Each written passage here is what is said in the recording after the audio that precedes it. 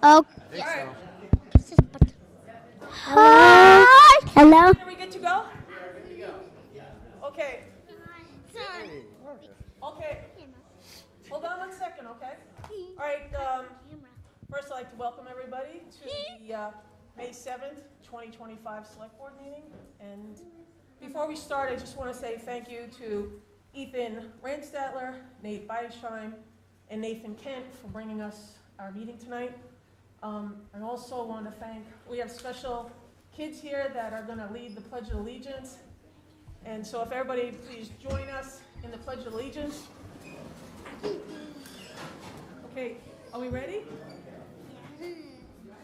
I pledge allegiance to the flag of the United States of America and to the republic for which it stands, one nation, under God, indivisible, with liberty and justice for all. Yeah. Wait. Before you go, can you just tell us? Can you just tell us? Okay. Mikey, Hallie. Thank you. Nice job. All right, good job. Thank you. Okay. So we have just a minor hiccup tonight where Katie Fallon is rushing through traffic, so we could have a 15-minute delay. So might even be 20 minutes, but I think just 15. So what we are going to do is we're just going to skip the swearing in until she gets here. We'll go to public comment, and then we'll follow part of the agenda. And as soon as she gets here, we'll stop the agenda and break in the swearing in, okay? All right, so do we have anybody here for public comment? Rachel? Mikey's mom? Mikey's mom, Okay. better known as. Rachel Teradash, 71 Middlesex Ave. Good evening. I'm here to speak to you tonight about school buses. For the first year of the new elementary school, Swampscott offered school buses for families living 1.6 miles or more from the new elementary school. I'm grateful to say that my children have taken that bus every single day, with the exception of one timing mishap. They were there in time for breakfast, which, as you all know, is free for all children. Last week, families who are less than 2 miles from SES were notified that we will not receive bus service for next year.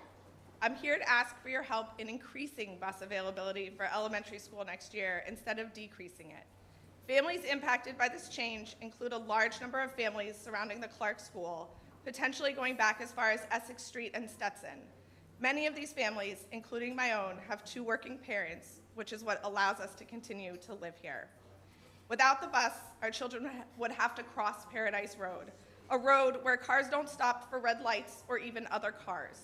2020 to 2024 data from Mass DOT indicates that accidents on Paradise Road account for 1/3 of the accidents in Swampscott. This averages nearly 1 accident per week, as many of those are major accidents, including a recent rollover.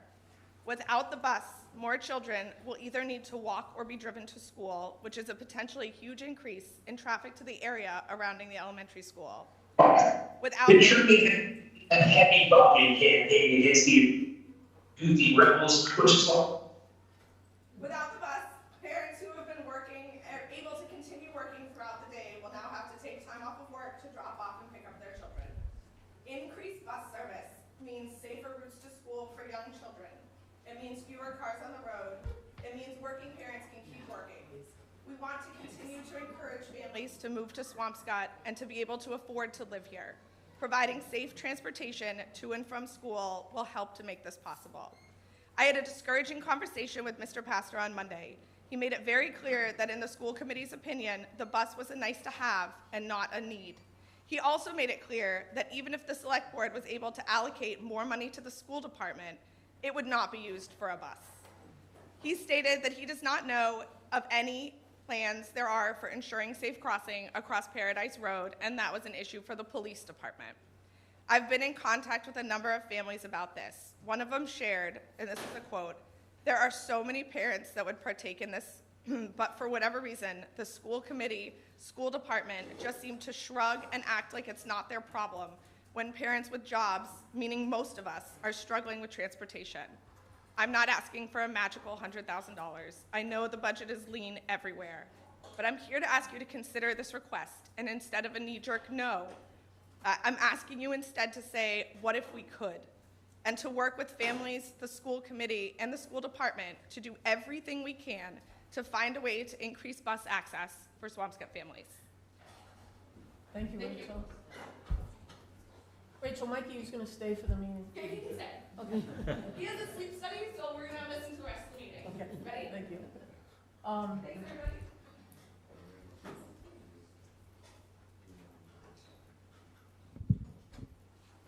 Eric Schneider, 480 Puritan Road. As always, thank you for your service. I wanted to follow up on the sewer project and the lateral repairs. As you know, the sewer mains are town property, and sewer laterals are responsibility of the property owner. As in response to public records requests that I've shared with the Select Board, revealed that as part of Phase 1 of the Stacy Brook Rehab Project, 470 laterals were inspected and repaired at a cost of over $2.5 million, and the current Fisherman's Beach project is projected to have 57 laterals inspected and repaired at a total cost of over $600,000. That's a total over $3 million of town funds spent on repairing private property. I don't think that this is a good use of taxpayer funds for the benefit of a few property owners. I doubt that the repair of private property was part of the scope of the project approved by the CIC, prior town meetings, or, in the case of the use of ARPA funds, by the Select Board. And in addition, I had some thoughts on some of the upcoming town meeting warrants related to the sewer projects, Article 23 and 24, the sewer discharge and the lateral inspection requirements. These are clearly important and timely, but they're not quite thought through. Both of these articles lack an enforcement mechanisms and clarity on the accrual of the fines. So is each day a violation, or is each discharge a violation? Is just each connection a violation, and regardless for how long it continues? And the Article 24 references a state regulation, 310 CMR Title 1500, and in there they have much more detailed requirements of when the inspection right is triggered, and that regulation relates to septic systems. And what's missing in ours is, there's a reference, but they're not all included. For instance, if there's a condominium that has a sewer line, if there is a transfer of property, does that mean the whole condominium or each unit? And if each unit, does it have to be inspected each time? If you look at the regulations that I also shared with the Select Board, there's some good language in there that we probably should consider adopting. But if the goal is to improve the water quality at the beaches and inspect as many sewer laterals as quickly as possible, maybe waiting for a sale is not the right way to do it, but rather setting a timeline 5 or 10 years out where everyone has to do it. Since if you look at how many sales happen in Swampscott and how many might be excluded because of their interfamily or transfer to a trust, of the 470 transfers that are listed on sale in Registry of Deeds for last year, over 180 were for less than $100. So presumably those are intrafamily transfers. The article proposing an annual fall town meeting is a great idea, except that in the charter and in the bylaws, there's several references to the annual town meeting. And if you have 2 annual town meetings, then which one do the bylaws and the charter cross-reference? So I sent a proposal over that maybe at the town meeting in 2 weeks, we could say that the annual town meeting shall be the 3rd Monday in May, and then the annual fall town meeting shall meet in the 1st Monday in December.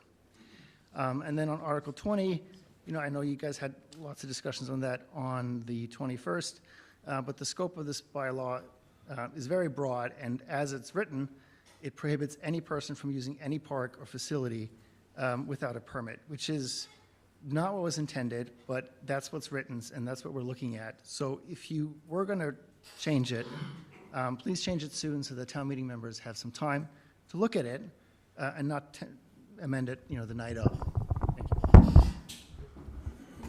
Thank you, Mr. Schneider. Next.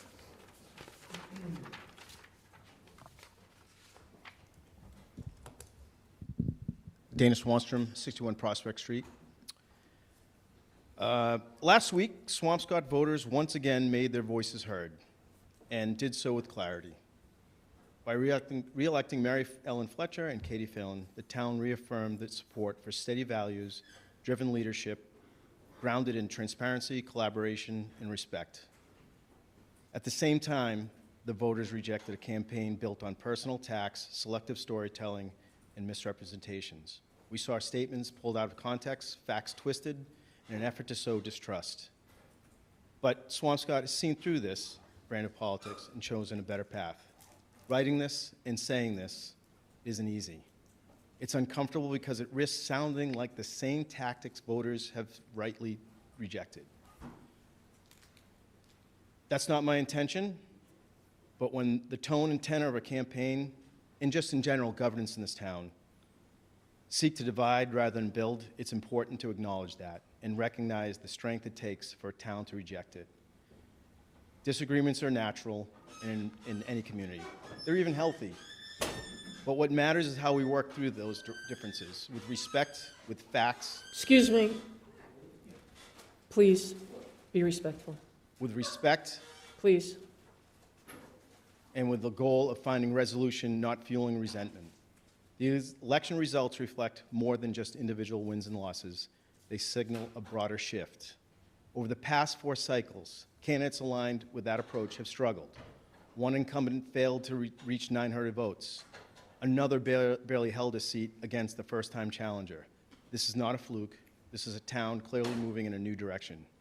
Swampscott is asking for leadership that brings people together, even when opinions differ. Leadership that listens more than it lectures.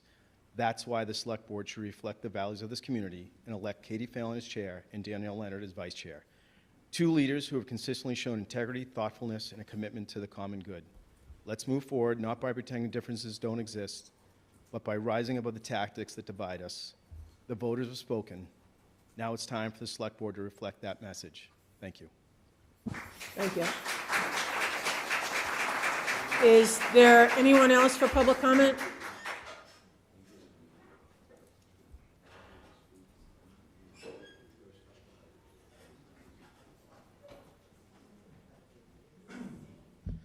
Hello, Miguel Contreras, Precinct 1, 46 Buena Vista, school committee member, not speaking for the committee. I just had questions around the Burpee Road change that I've been hearing about it becoming a one-way, and just trying to get more information around that part, just seeing which way is it going to be a one-way, if it's a one-way up. I feel like that's going to be tricky because your only ways to get out of the neighborhood would be at Tony Lena's or at the Antique Table, which both are very awful intersections and don't have a light.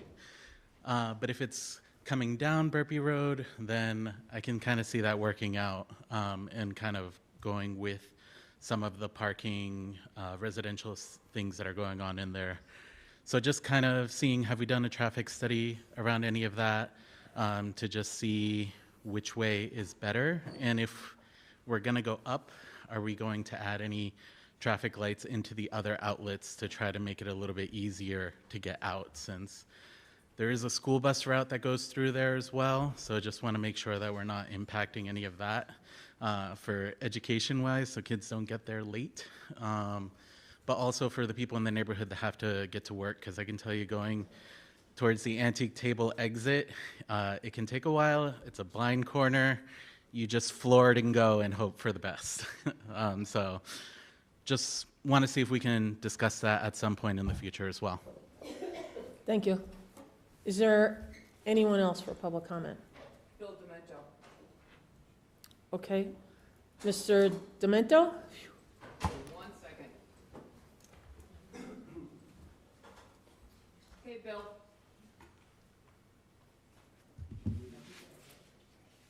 Bill, you can unmute yourself. Okay. The camera obviously isn't working. I just wanted to let you know that on my iPad, there's no video coming through. Is that just me, or is that the world? I know you people love to be seen on TV. Hold on 1 second. I don't see anything. There's some video on Teams right now. There is currently no video on Microsoft Teams, unfortunately. It is available on YouTube, Facebook, and the town local channel. Got that, Bill? Okay, so that, I got it. Thank you. That's it. Okay, thank you. Thanks. Okay, is there anyone else left for public comment?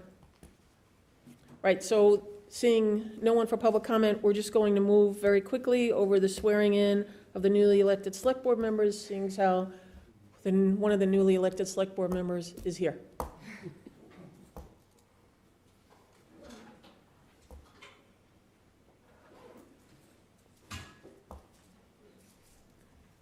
Ready? All right.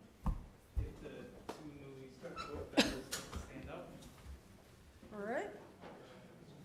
Raise your right hand and repeat after me. I state your name. I, Carolyn Fletcher, Solemnly swear solemnly swear that I will faithfully and impartially discharge all the duties incumbent upon me all the duties incumbent upon me as a member of the Select Board as a member of the select board for the town of Swampscott for the town of Swampscott in accordance with the bylaws of the town, in accordance with the bylaws of the town, the laws of the Commonwealth, laws of the Commonwealth, and the Constitution of the United States of America and the Constitution of the United States of America to the best of my ability. to the best of my ability. Thank you very much. Thank you very much.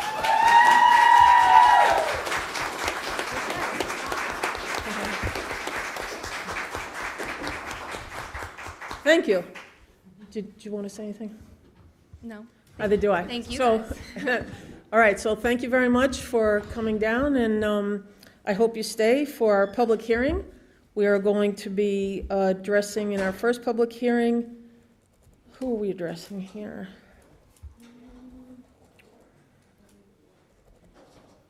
TA Selection Committee? Oh, I'm sorry. Yes, I'm so sorry. We have the TA Selection Committee is going to give us an update. I always miss that number one. Yeah. Hey everyone, I'm Tivon Amor, and I'm here on behalf of the TA Selection Committee to give you a quick update on our progress and what our schedule is going forward.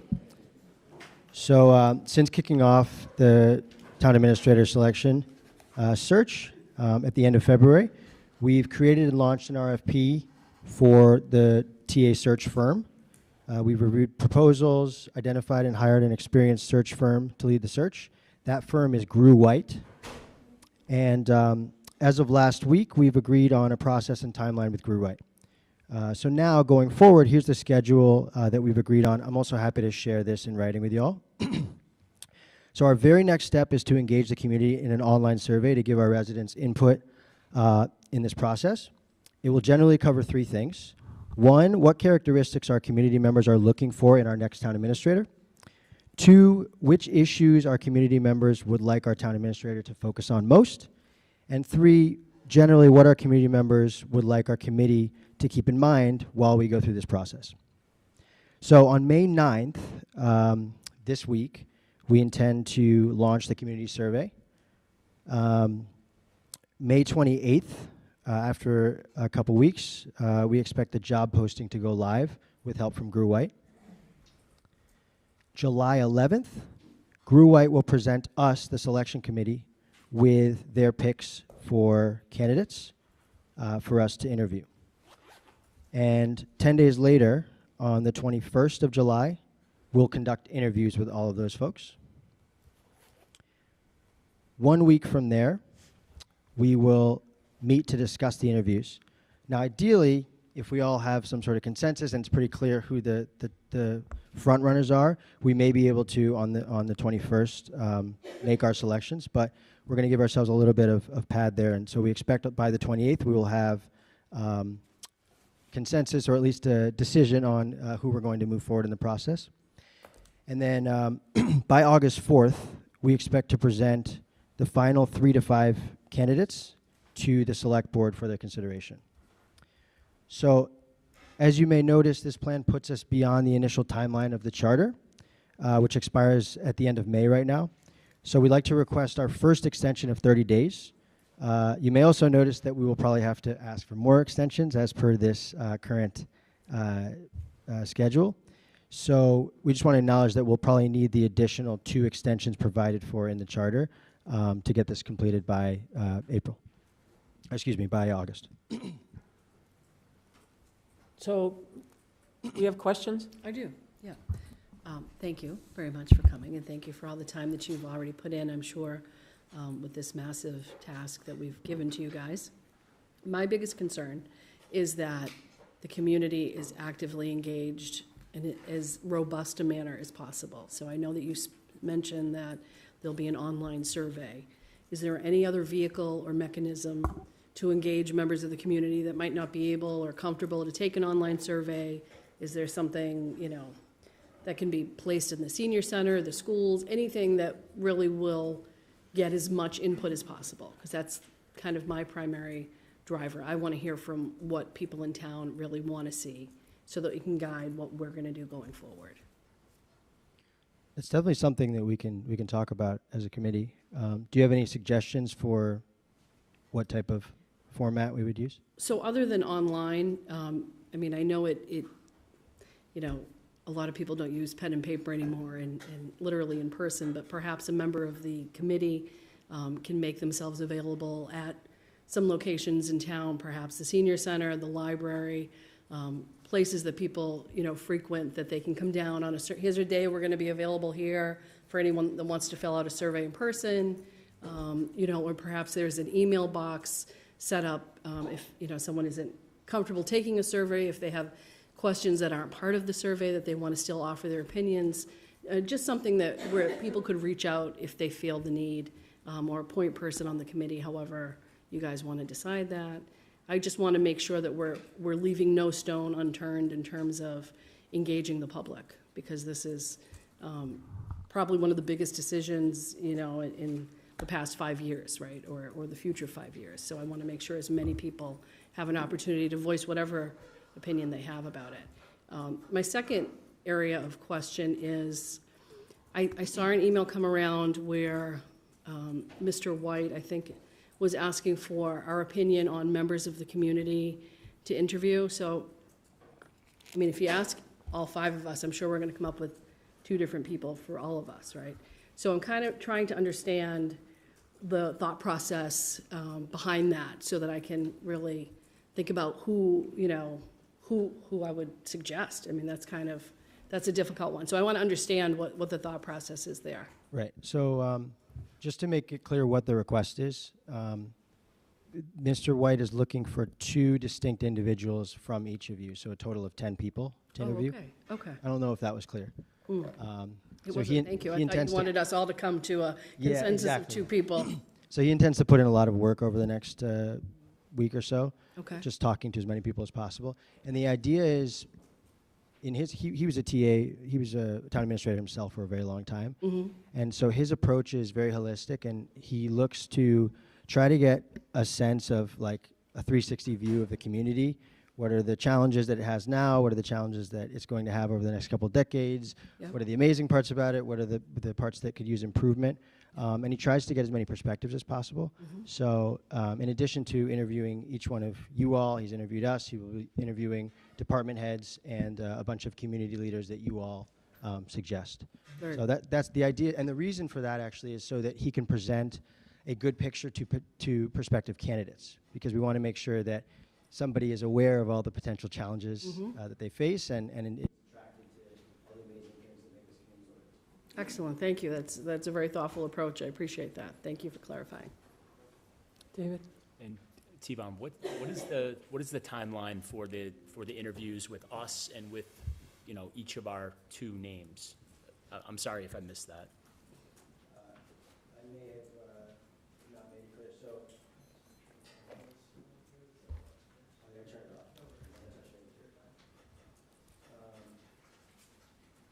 So let's see. Can you hear me okay? Yeah. So we'll present you the final candidates on the 4th, and I don't have a clear timeline right now on what transpires after that, but I'm happy to get that for you. Yeah, I was just more curious about the interviews with the select board members individually and with the 2 names. So is that going to happen within the month of May? Oh, with these first folks, sorry. Yes. Yes, that's ideally that happens starting end of this week, next week, as soon as you can provide. We asked that you provide them on a rolling basis. So as you have them, just send them to, through the town, and Rick will get them and start calling. Okay, thank you. You have anything? Just a suggestion, because Danielle had mentioned facilitating the survey. If we could somehow have it go through the school system, through Parent Square, that might be a good way to hit a lot of people at once. Outside great. of like posting it to Facebook and other town, and putting it on the town website. It's called Parents Square? It's called Parent Square. Okay. Andrea will know what it is. All right. Did you want input on that survey? I could certainly, I'm happy to act as a resource if they need me. Happy to share, yeah. If you could send that survey out, because I know I'd be happy. both of you wanted some input on that. The other thing is, if you could talk to Rick about the possibility of actually going to the senior center one afternoon, if they could advertise it, and if people want to come down and have lunch and talk about it, that might help. Great. The other thing is, if you could bring this back to the chair, your meetings have been held without being broadcasted. And so I would like to make a request that your meetings be held somewhere that people can actually watch your meetings. Unless you're having meetings where you're discussing things that are confidential, but if at all possible, please put your meetings where people can watch. Great, okay. We all set? One quick question on the in-person engagement. So right now, it sounds like senior center is a must in person. What do you think is like the right number of potential in-person engagements? I want to make sure that we, clear the minimum. I would say 3. I think that, and it doesn't necessarily, so I use the library as an example of just a location in town that most people are familiar with, right? It could be town hall. You could set up the conference room at town hall and have people come down there. You could have it be the library, anywhere that's, really like accessible for people. You pick a couple dates and say, we're going to be here on this day, here on this day. Feel free to come down, fill out a survey, give us your thoughts. Just as long as I would say 3 is a decent number, Yep. in addition to the online survey. And we could potentially set up a robocall or. Right, a reminder. Yeah. We're going to be here on these days. We can publicize it on Facebook. We can put it on the town website. These are the days we're going to be here. The selection committee will be here if you want to reach us, and advertise it that way, just so we're getting the word out, and we're trying to reach as many people as we can. David, sorry, I didn't hear. Did you say set up a call? No, like a robocall. Robocall. Like a We'll take robocall, care of that. remind people. We can do that? Yeah, Yeah. All right. yeah. You could We do can send it out by email. We can send it out by robocall. You could do a QR code for town meeting, so people can access the survey at town meeting. and Yep. Town meeting members Captive audience. could take it. That's a lot of then. people in one room, so. Okay. Great. We will, we'll share our plan to do this and make sure, because you just threw a lot at us. I want to make sure that we capture all of it, so we'll share. Great. Thank you very much. Thank you for coming down. Okay, so now we'll move on to our public hearing, and our first public hearing will be for Sam Walker's Tavern, which will be at 450 Paradise Road. Oh, excuse me, can I have a motion to open a public hearing? So moved. Second. Second, all in favor? Aye. Aye. Okay, we are in public hearing now.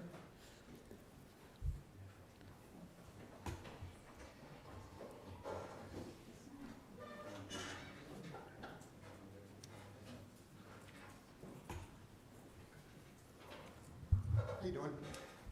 How are you doing? How are you? Well, thank you. Can you hear me? Should I look this up, or is it good? We can hear you. Okay, great.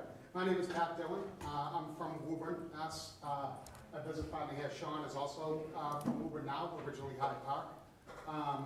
We own and operate Sam Walker's American Tavern in Woburn, as well as 5 other restaurants.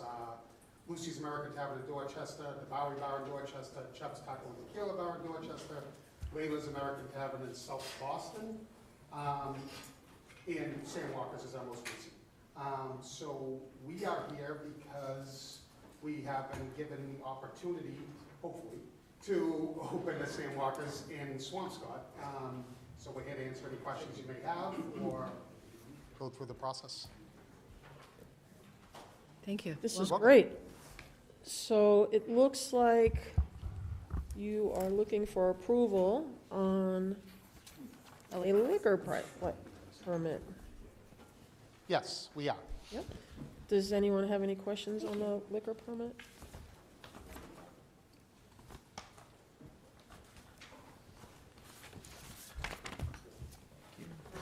Nope. Thank you. Marissa was there too. Oh, good. Okay. So does anybody on the select board have any questions on the liquor permit? What are the hours? So we would be looking to operate at 11:30 a.m. to, it depends on what time, what your closing hours are. I know Walker's in Woburn is 12:30 and 12 on Sundays. So we'd open at 11:30 for lunch, Monday through Friday, 10 a.m. for brunch on Saturday and Sunday. And then it depends on what your closing hours are. Marissa, can you speak to that? They can stay open as late as 1 a.m., I believe. The liquor license hours are something that you as the local licensing authority do get to establish. You have it listed here as 12, we have it listed here at 12 a.m. Correct, because that was, those are the hours that he just read you, so Okay, those were so the. which means that in the event you want to change those hours at a later time, you could always come right back and we Okay. can have a discussion about it, if that's okay. That's great, Okay thank with you. Yeah. Okay. Yeah, we usually close our kitchens depending on volume, honestly. Woburn, we close the kitchen at 10:30 during the week and 11 on the weekends.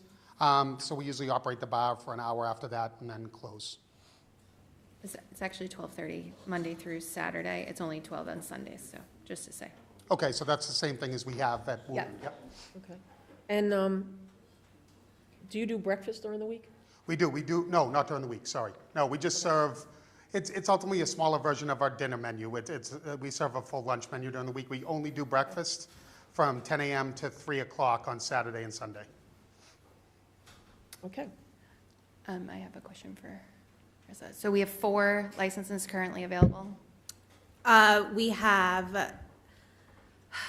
We actually have, I believe, 6 through special legislation and 2 based on our census data. So I believe, hold on.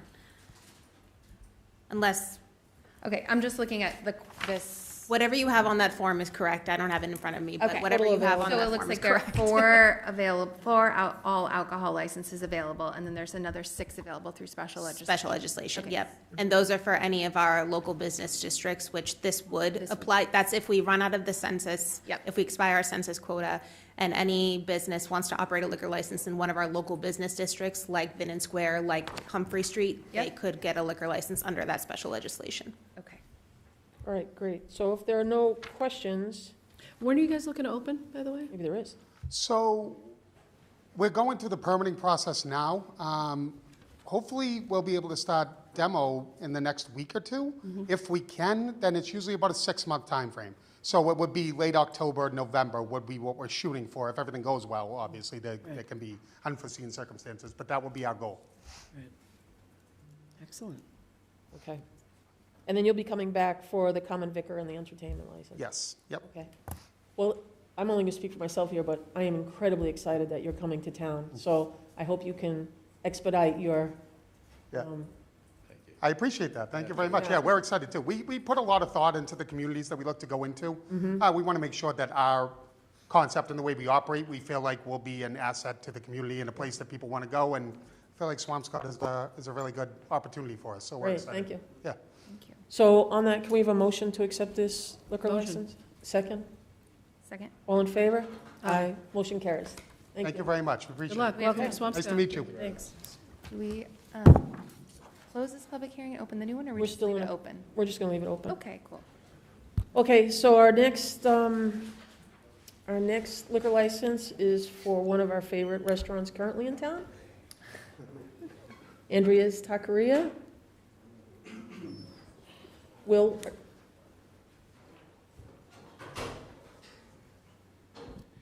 I'm Attorney Sam Vitale. My office is in Lynn. This is William Sanchez, who has an existing business in the town of Swampscott, Andrea's Taqueria. He's coming up on, I think, his 3rd anniversary. of his restaurant, which is at 646 Humphrey Street, and he serves Mexican food. And the menu, I think he handed out some of the menus. He recognizes some of you have stopped by. He hopes everybody else has an opportunity to stop by. In response to requests, many requests from his patrons and customers who want to enjoy alcoholic beverages with their dinner, we are seeking an all-alcohol on-premises restaurant license. Williams been TIPS certified. The current restaurant hours are listed on the back of the menu from 11 a.m. To 9 p.m. If you've been by, you know it's a small restaurant, and it's a sort of a tribute to his hard work that he endured the COVID crisis and came through, and he's hoping that you'll look favorably on his request, which would assist him in expanding the volume of his customers at the place.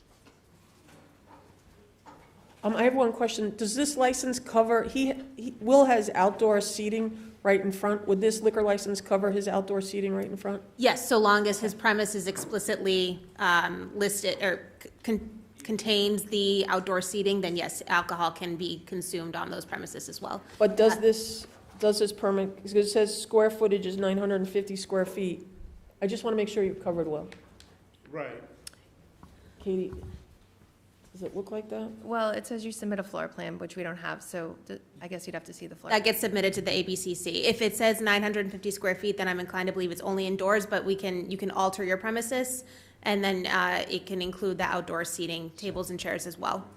How does he go about doing that? There's an alteration of premises form available through the ABCC's webpage. And then will he have to come back here? He will have to come back here, yep. Okay.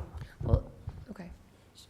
So hopefully we'll approve this tonight, and then if you could address that. Sure. And see if you have to come back in and start that process, only because the weather's getting nice. Yep. And I think will be a major benefit for that business. Agree. Okay? Agree. All right, so does anybody have any other questions? No questions? Can I have a motion to approve? So moved. Second? Second. All in favor? Aye. Motion carries. Oh. Thank you. Oh, sorry, hold on a second. You want to come on up here, sir? Yeah, sure. Okay.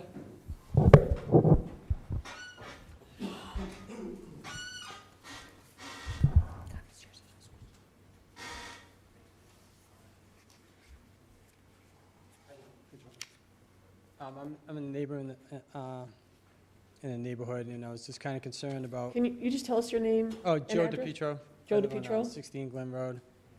I'm here by myself. My other neighbors that were going to come, they couldn't make it, and for some reason I'm here to represent the neighborhood. And we were kind of concerned about the deliveries with the beer and stuff like that on our small street. And I don't know if you know the street at all, but I have like a little letter here, and there's some pictures of it. You look at it and maybe pass it through. You can flip it up. But it's a narrow alleyway in the back of the building, and it's a small street, and it really wasn't designed to have big trucks coming in and out of there, because when the building was first built in 1986, there was supposed to be no food, no alcohol, nothing like that. It was supposed to be mainly businesses of like doctors' offices and insurance agencies and stuff like that. It wasn't made to have access to big trucks coming in and out of there.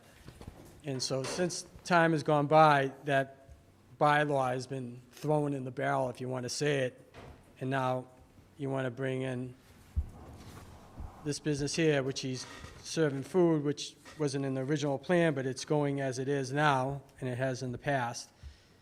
And now you're gonna supposedly have like alcohol coming in there, and like the trucks that are coming in and out of there are gonna be like Modelo and Budweiser and Miller Lite and all these trucks, and it's gonna be like coming up Glen Road, and we're a one-way street, and we don't have sidewalks, and it's not like down this Paradise Road in the Swampscott Mall where there's a ramp and there's and stuff like that to accommodate these things. And I think it's a little reckless to have, And I wasn't at the last meeting, and my neighbor Steve Bomea was here, but he said that he proposed, or I don't know the terminology if I'm saying it correctly, but he says, well, if you're gonna have it, you know, do the deliveries through the front door. But I don't see how that's gonna work when you pull into that mall, and like, I live there, you know, in that neighborhood, and, you know, getting in and out of there with a car is a challenge, but not saying it can't be done, but, you know, pulling in with an 18-wheeler full of 1,500 cases of beer on the back of it, and I delivered beer before when I was a kid, and to pull it around the corner and pull it in front of the building and then block the other businesses like the Child Care Center and Burkham Yoga or whatever's in there, and you say, hey, I'm gonna pull my truck in here for an hour. I'm just gonna load some beer out. And the other people are gonna be walking into those businesses and saying, what's this truck doing in front of my building here? I want customers to come in here. I don't want a truck with diesel fuel running out in front of my building. And so I think it's just a little reckless to have that. And then I gave a little letter regards to that. And it's just the history of the, that it was supposed to start out back in 1986. And it was kind of like you make these laws and then you change them and you throw them in the barrel. And then there's a restaurant in there now. Okay, you know, it's constricted to the front of the building. I get that and stuff like that.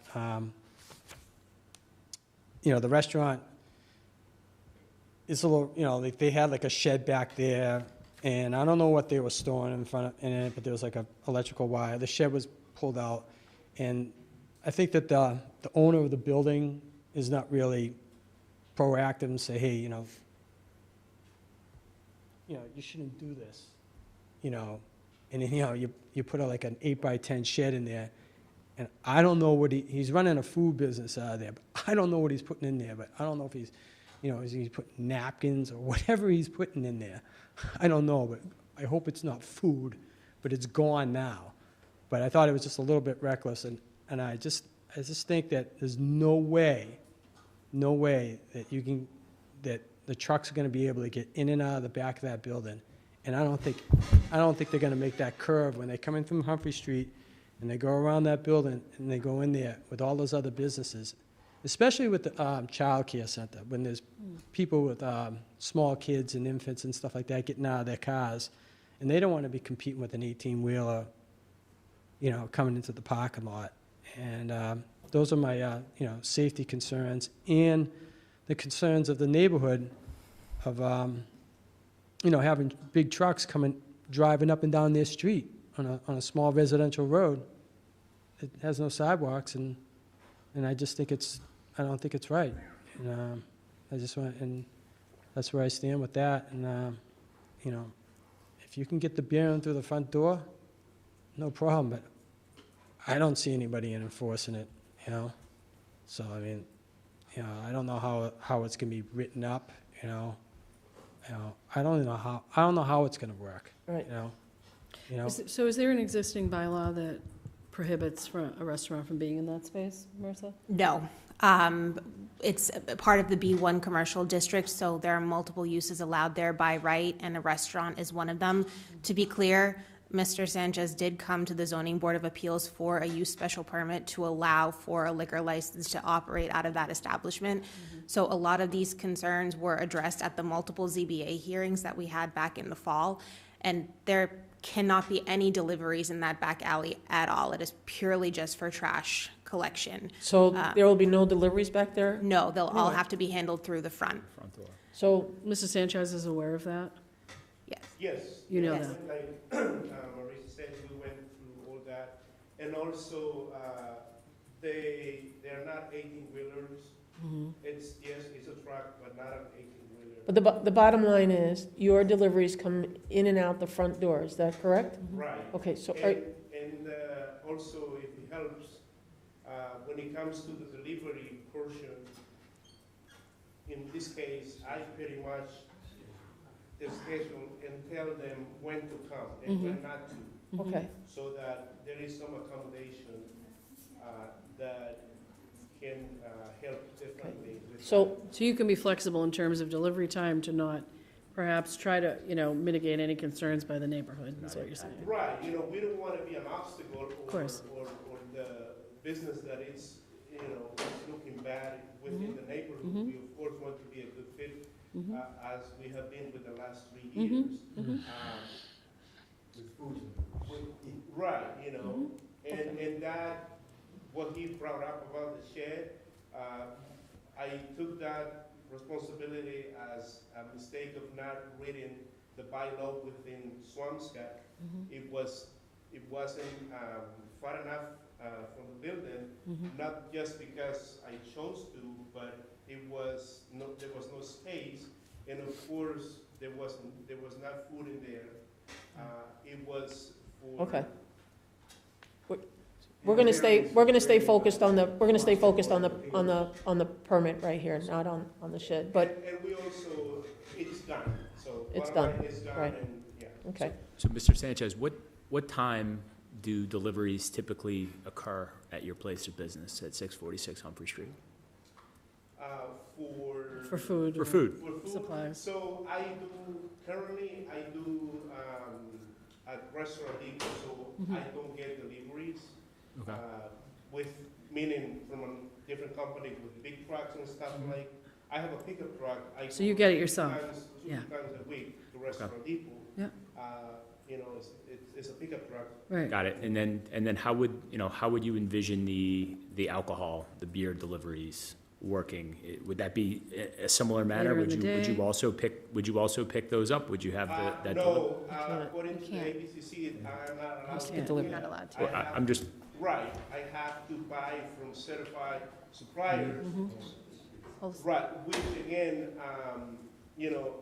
they are trucks, yes, but not 18-wheelers. And we are the ones who tell them when to come. got it. So you would anticipate one delivery a week, 2 deliveries a week? At the most, 2. 2, okay. Thank you. Well, I have a concern. He has a space in front of his building, and he's got like some lattice and stuff, and he kind of, he moved the lattice out like into the front of the building, like invading the parking lot area. And it's like a little corner in the square, and, I guess you spoke, if I got this correct, you're gonna put tables out there and have drinks out there. Well, in front of that building, there's a fire lane that he's taken over, a portion of that, and in that corner. And so, that's a red flag, in my opinion. And also, to address what he said, I worked up at Seaboard delivering beer in the winter times. All the trucks are 18-wheelers. All of them. All of them in the fleet are 18-wheelers. All of them have a trailer in the back of them. I've seen some for little G that deliver alcohol that aren't 18, just personally. I'm just telling you, there's no guarantee that a small truck's gonna come there. Right. You know what I'm saying? What he says is, I've seen from experience working, so when the truck comes in, and that 18-wheeler or whatever truck you come in there, and it's gonna do the swing, he's got his lattice and his little play area there after having drinks and stuff, and they're gonna need every inch of the parking lot to swing the truck in front of the building and make it there. And he's got tables out there in the parking lot in their way, blocking a fire lane.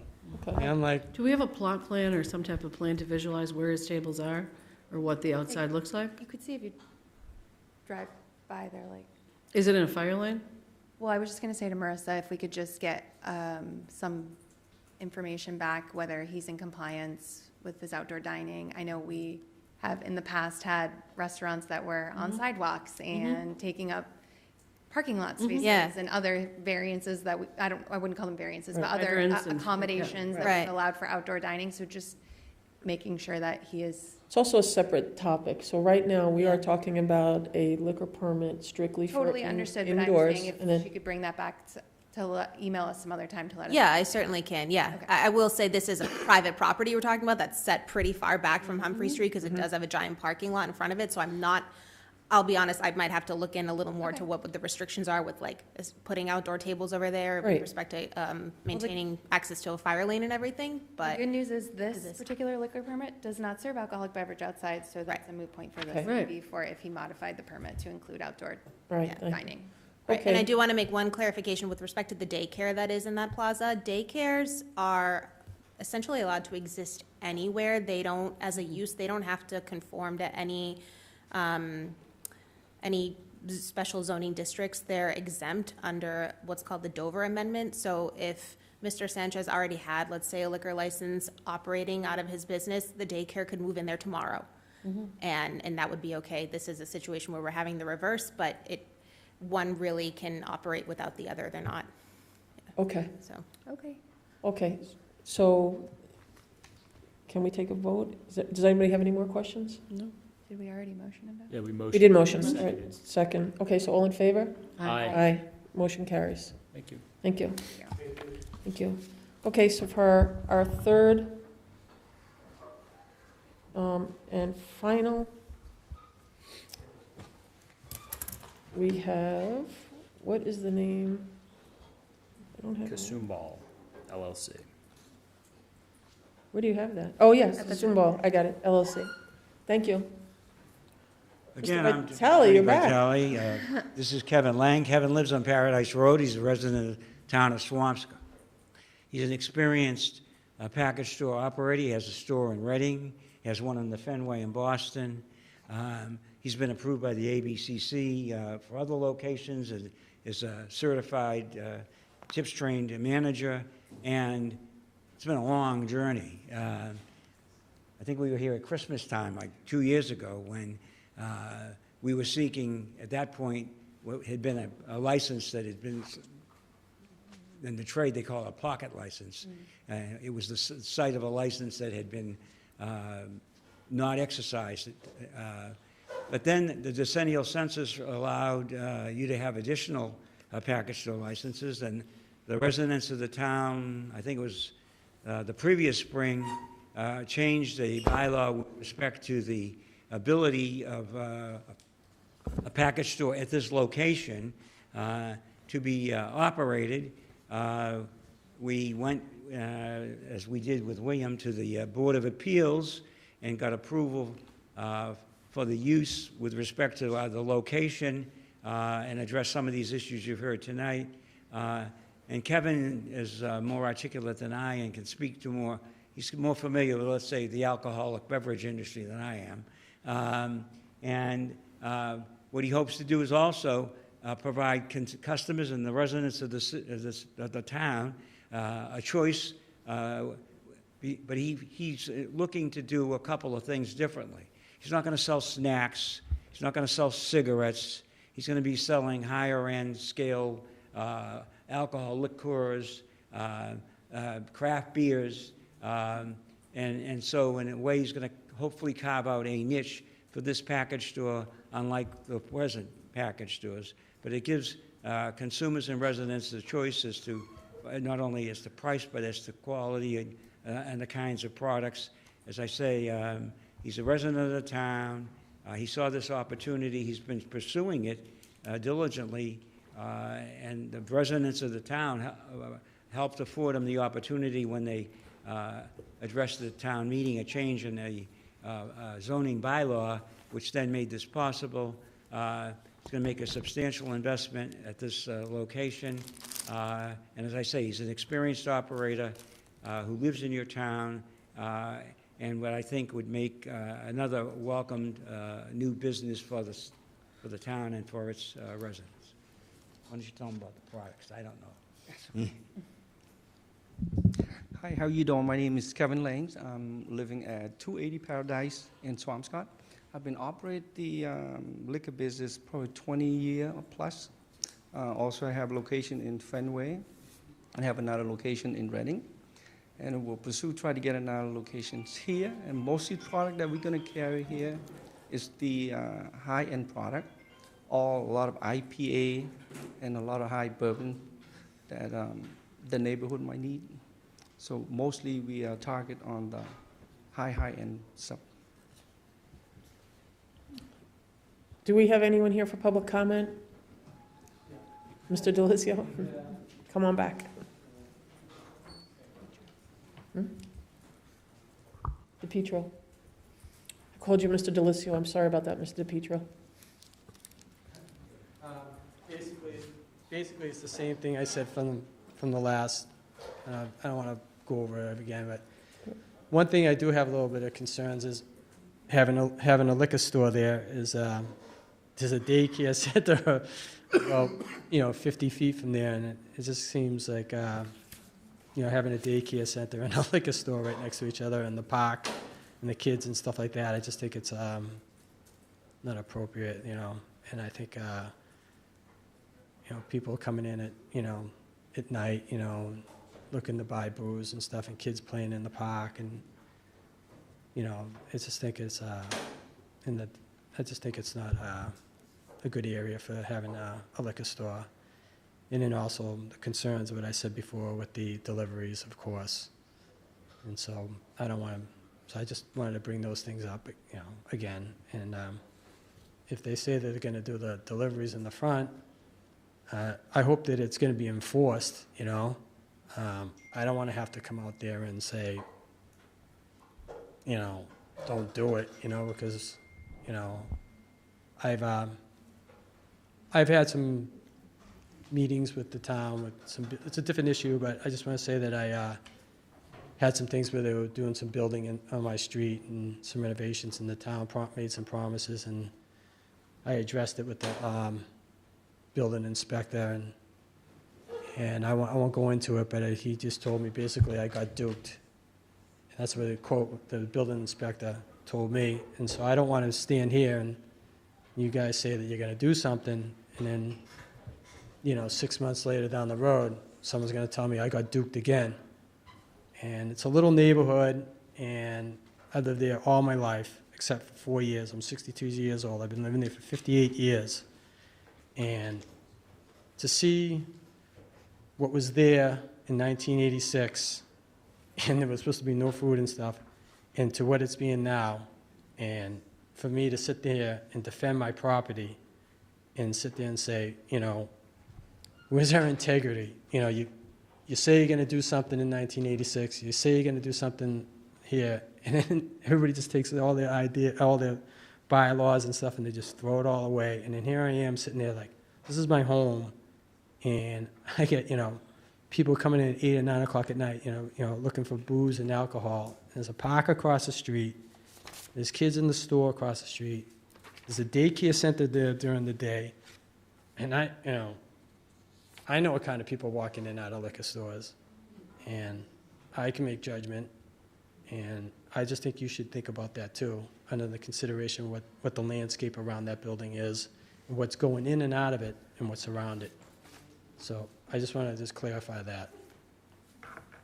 Thank you, Mr. DePietro. Does anybody have any questions for Mr. DePietro? I do. I think it raises a good point for this business owner, specifically with its location across from Phillips Park.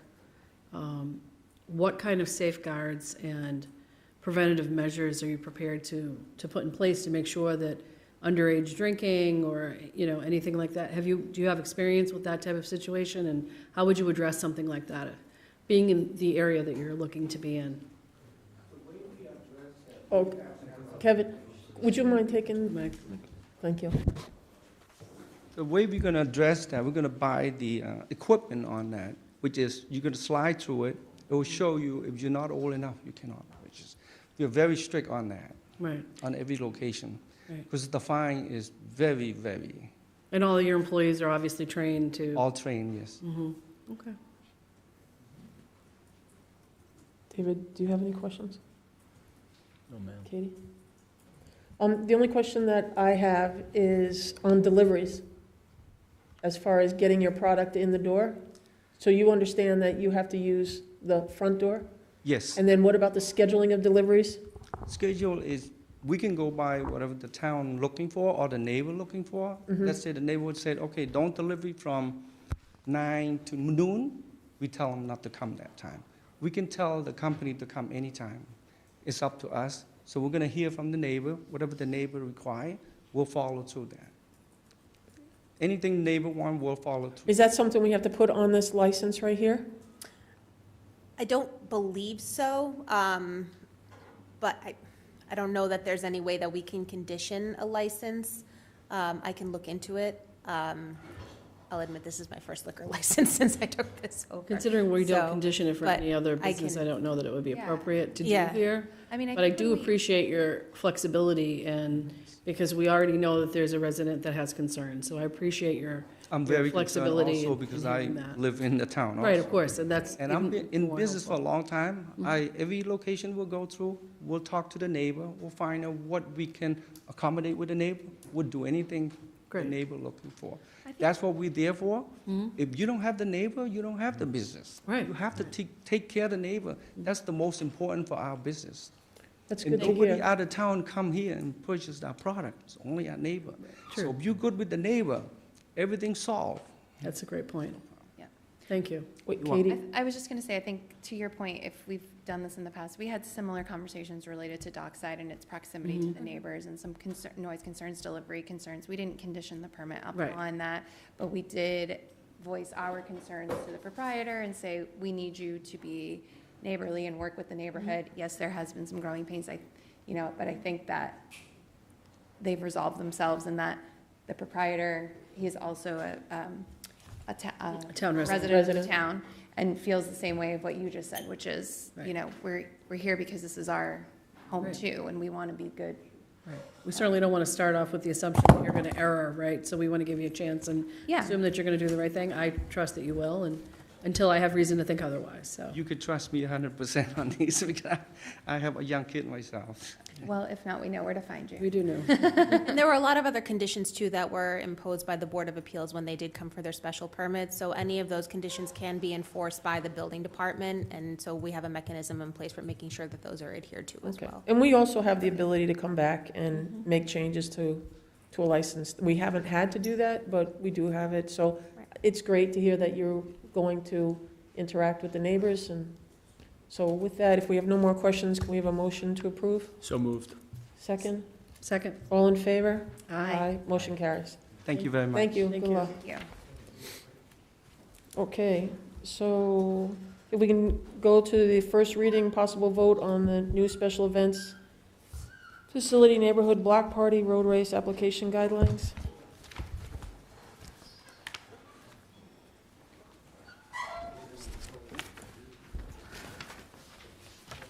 Gino, who's taking this? Marissa, is this yours? Or- No, it's mine. Diane? Diane. Okay. It's, it says new app. New app. Oh, New app. sorry. New app. Got it.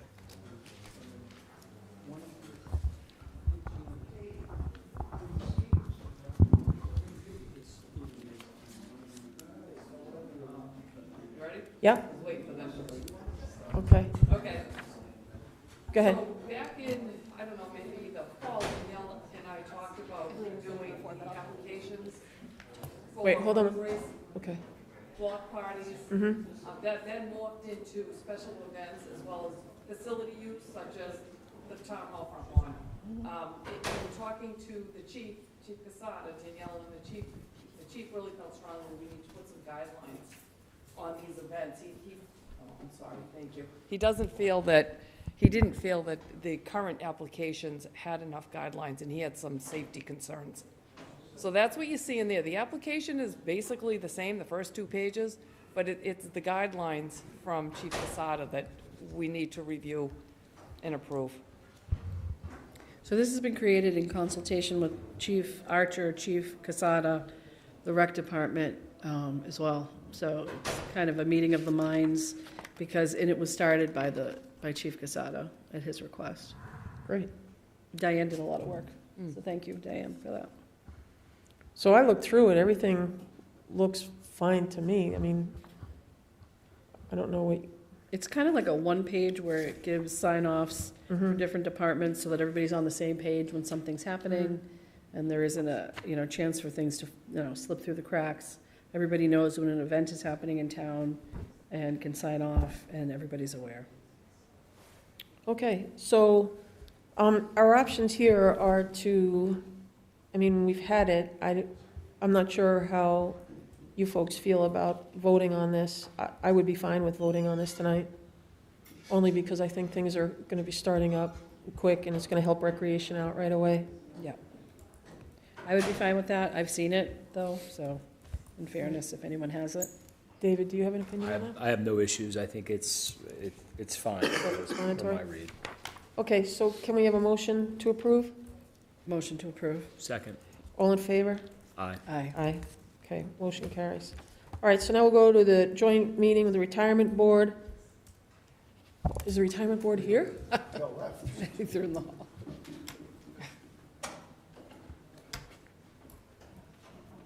Is everybody in the hall? Do we have the retirement board?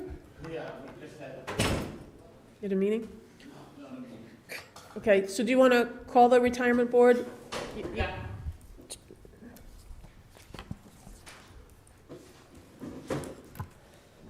We gotta do payment to see, because they just gave me $100 this week. How are you? Good. Quickly, I think we need to just call to order. Special meeting, meeting in joint with the selectmen and the Board of Selectmen motion. So moved. Moved by Kevin Breen, seconded by? John Bean. All those in favor? Driscoll, aye. John Bean, aye. I think Kevin's voting aye, too. Aye. All right, good. It's not the retirement board, it's the old guys. Madam Chairwoman and members of the Board of Selectmen, the Select Board, may I begin? Please. It's nice to see you again.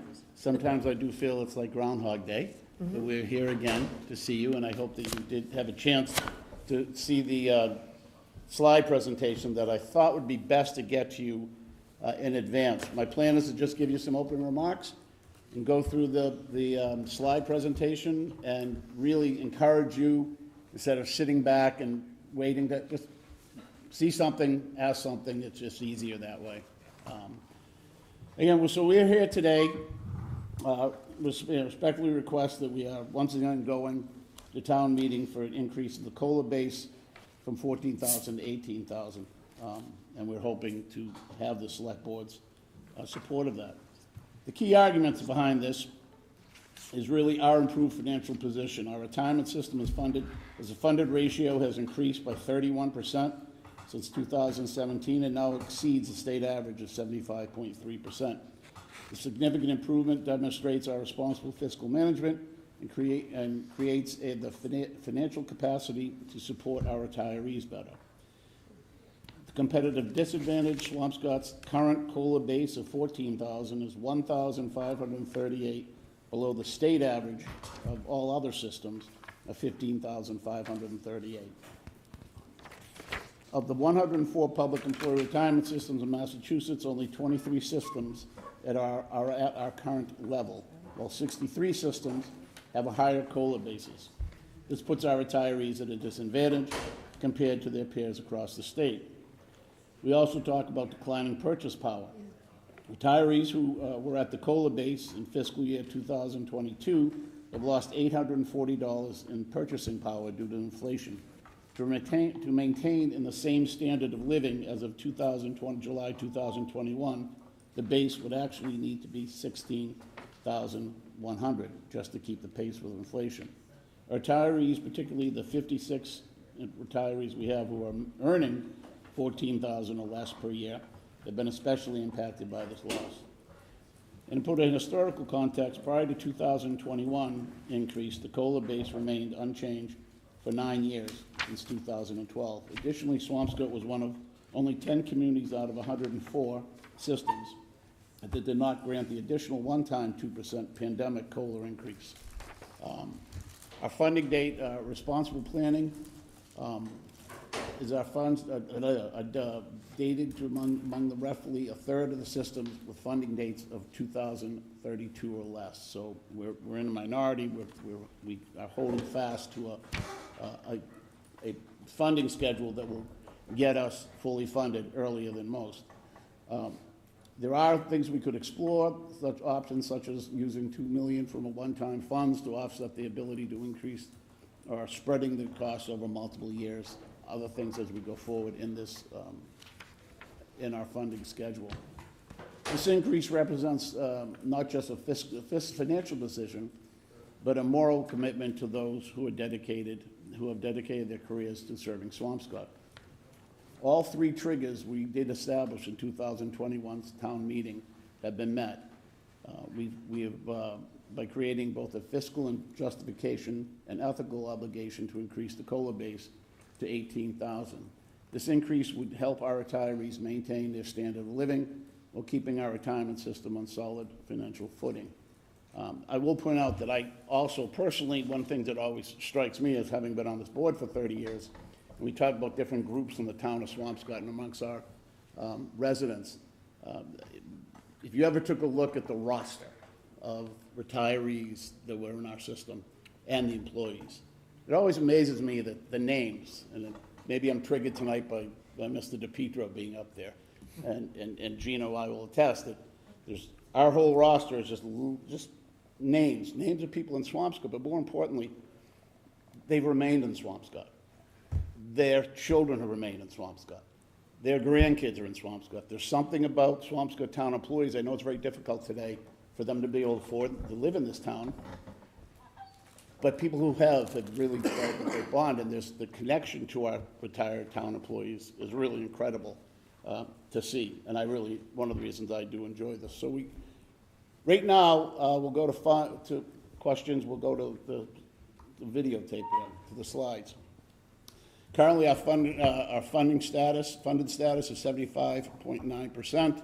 As you see, that increase in 2017, we were down at 53.5%. So there's been a pretty significant increase. And again, I think our last one, you kind of lobbed between there in 2021, 2022. And just go ahead now. Our funding ratio, I'm gonna have to look at this because my eyes aren't good enough to see that. We're right in the middle. Yes, funding ratios. It just shows that of all the systems, we're right there in the middle of the 70% to 80%. So there are quite a number of systems in the state that are not in the position we are. Of course, there's always going to be some that are better, and there's various reasons for that. Much of which is commitment by those cities, towns, to actually be more aggressive in their past funding schedules and commitments by the town in terms of what this money is paid. The COLA base is below the state average, as I said in the presentation, which this just clearly shows that the 14,000 in 2024 is now 15,000, whatever that number, 16,000. Should be 15,900. 15, that's the average. I can't. So the average is 15.9? 15,598. Yeah, if you take all the communities, the ones that have not gone up at all, we actually found there's one community that went up to 30,000. We found out recently. Montague. I don't even know where it is. Next. The COLA basis as of April 2025. John, you want to just help me on that one? Yeah, just on the bottom. The bottom gives you all the numbers. These gives you Okay, right these here. are the breakdown of the numbers of the different communities of the 104 systems. I say communities, but always remember there's water and sewer commissions, there's the state fund, and things like that. So that we are, again, in that middle range, and that's kind of where we've been. One of the things that I think is important for us, people are like, well, why are you asking for 18,000? For me, I think probably seeing me as often as you do here, realize that when we come back, we take these, significant breaks in raising our COLA base.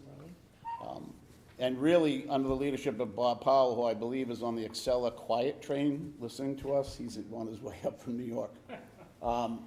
Really, under his, not negotiation, but really getting to these trigger marks and setting up the triggers really was finally a breakthrough for, I think, the select board, finance committees, and ourselves to say, okay, because we all get together and start throwing these numbers out.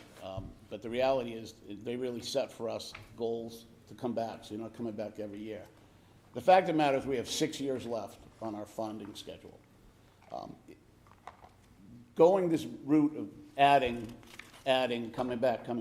Giving the boost to 18,000 at this point would allow us time to, in our actuarial and our abilities to invest, and our performance, which is done quite well, to help spread that over that time period. Once you get to the end of your funding schedule, it doesn't mean, I always think people in Swampscott thinks it's going to go to zero. You have your operating budget every year, which will be million, say, 1.4 is your normal 1.4. cost. So that anytime you try to raise a COLA then, you'd just be like, boom, boom, boom, increasing it with no ability to smooth it out, no ability to really factor in our success with our investment advisors and making our 7% return. 7% return is the standard, one of the standards in the state. We're about in the middle on that. We've done a great job. We've taken on a new consulting company in the last year, who have really we kind of shook it up a little bit. We weren't doing badly, but we weren't doing what we wanted. We want to do better.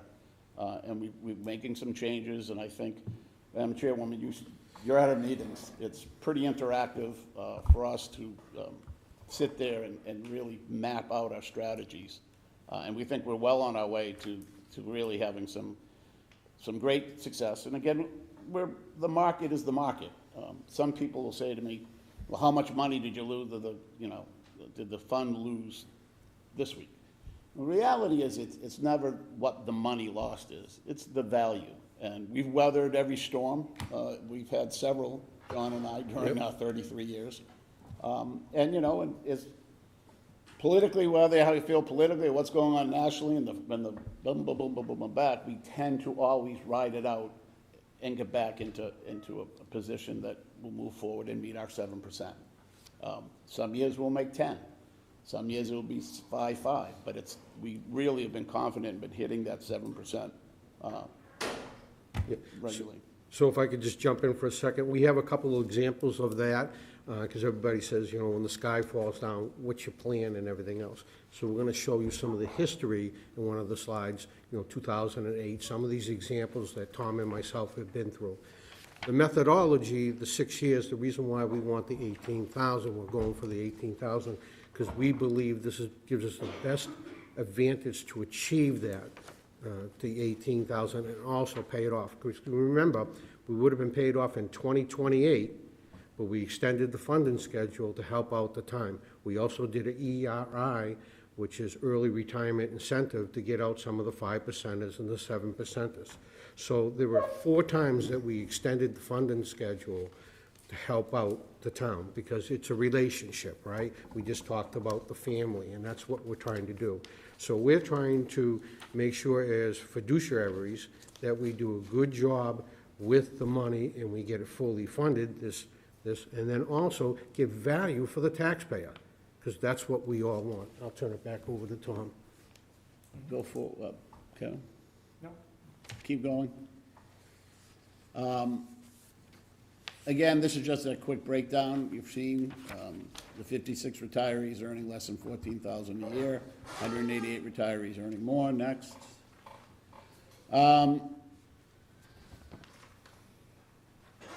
The preliminary actuarial valuation results from Siegel were received April 25. We're waiting on the final numbers on that. Do we have more input on that, Kevin? Yeah.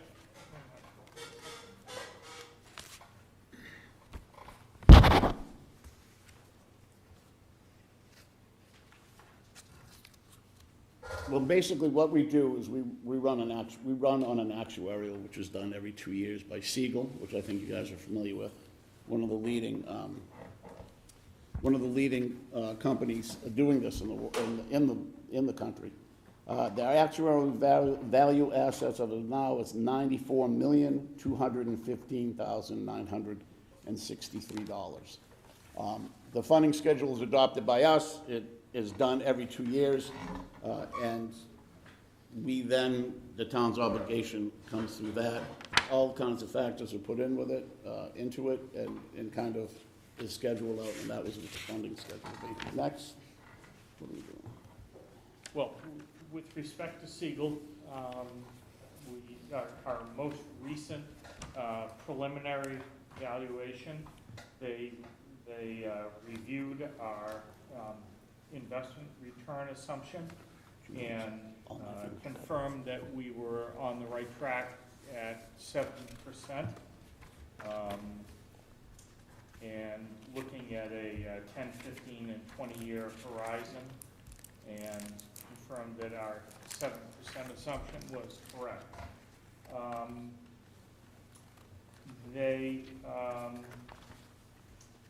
Increasing the COLA base to 18,000 would increase the unfunded liability by approximately $2.07 million and increase the nominal cost by approximately $40,000. So the key point that we're trying to put forward here is we're like a mortgage. So the longer you push out the horizon, the more actual dollars you're expending. So to increase the COLA base to 16,000, for example, from its current 14,000, would be roughly half of what I just stated. So roughly approximately $1 million on the total, or $20,000 increase on the nominal cost. The point that I think that we want to make here is that as I constantly say to my fellow board members, we're a bill, and I understand that. You know, we're just another bill that you have to, you know, on top of all the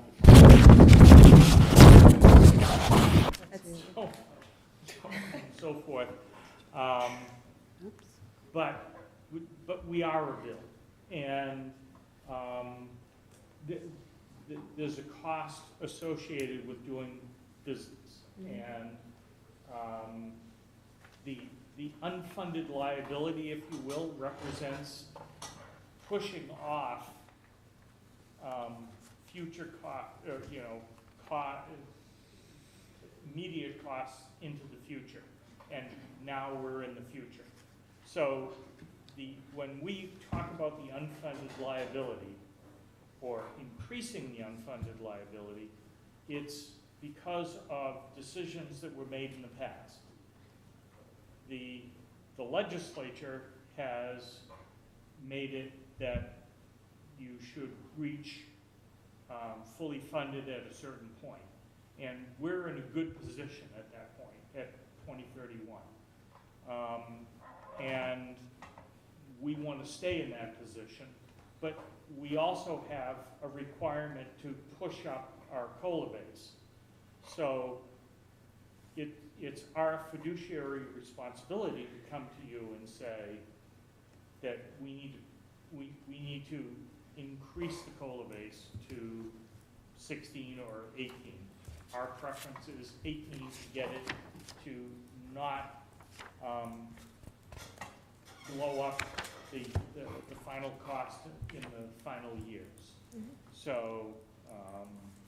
And actually, you can actually, I mean, unless you want to keep that up. I mean, one of the things is I'm finding it hard because I can't read what's up there.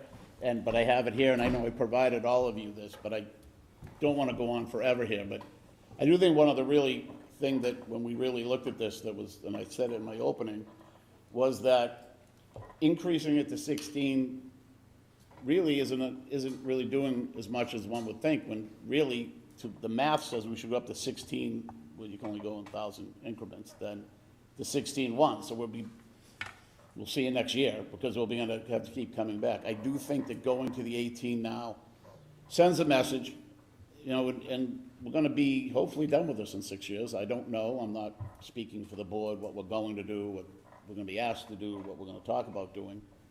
But I know getting to that 18% is something that will truly benefit the retirees and the employees when they become retirees, and kind of set us. We won't be at the top, you know. We'll still, I will tell you, in 2 years we'll be back to the middle at 18, but that's okay.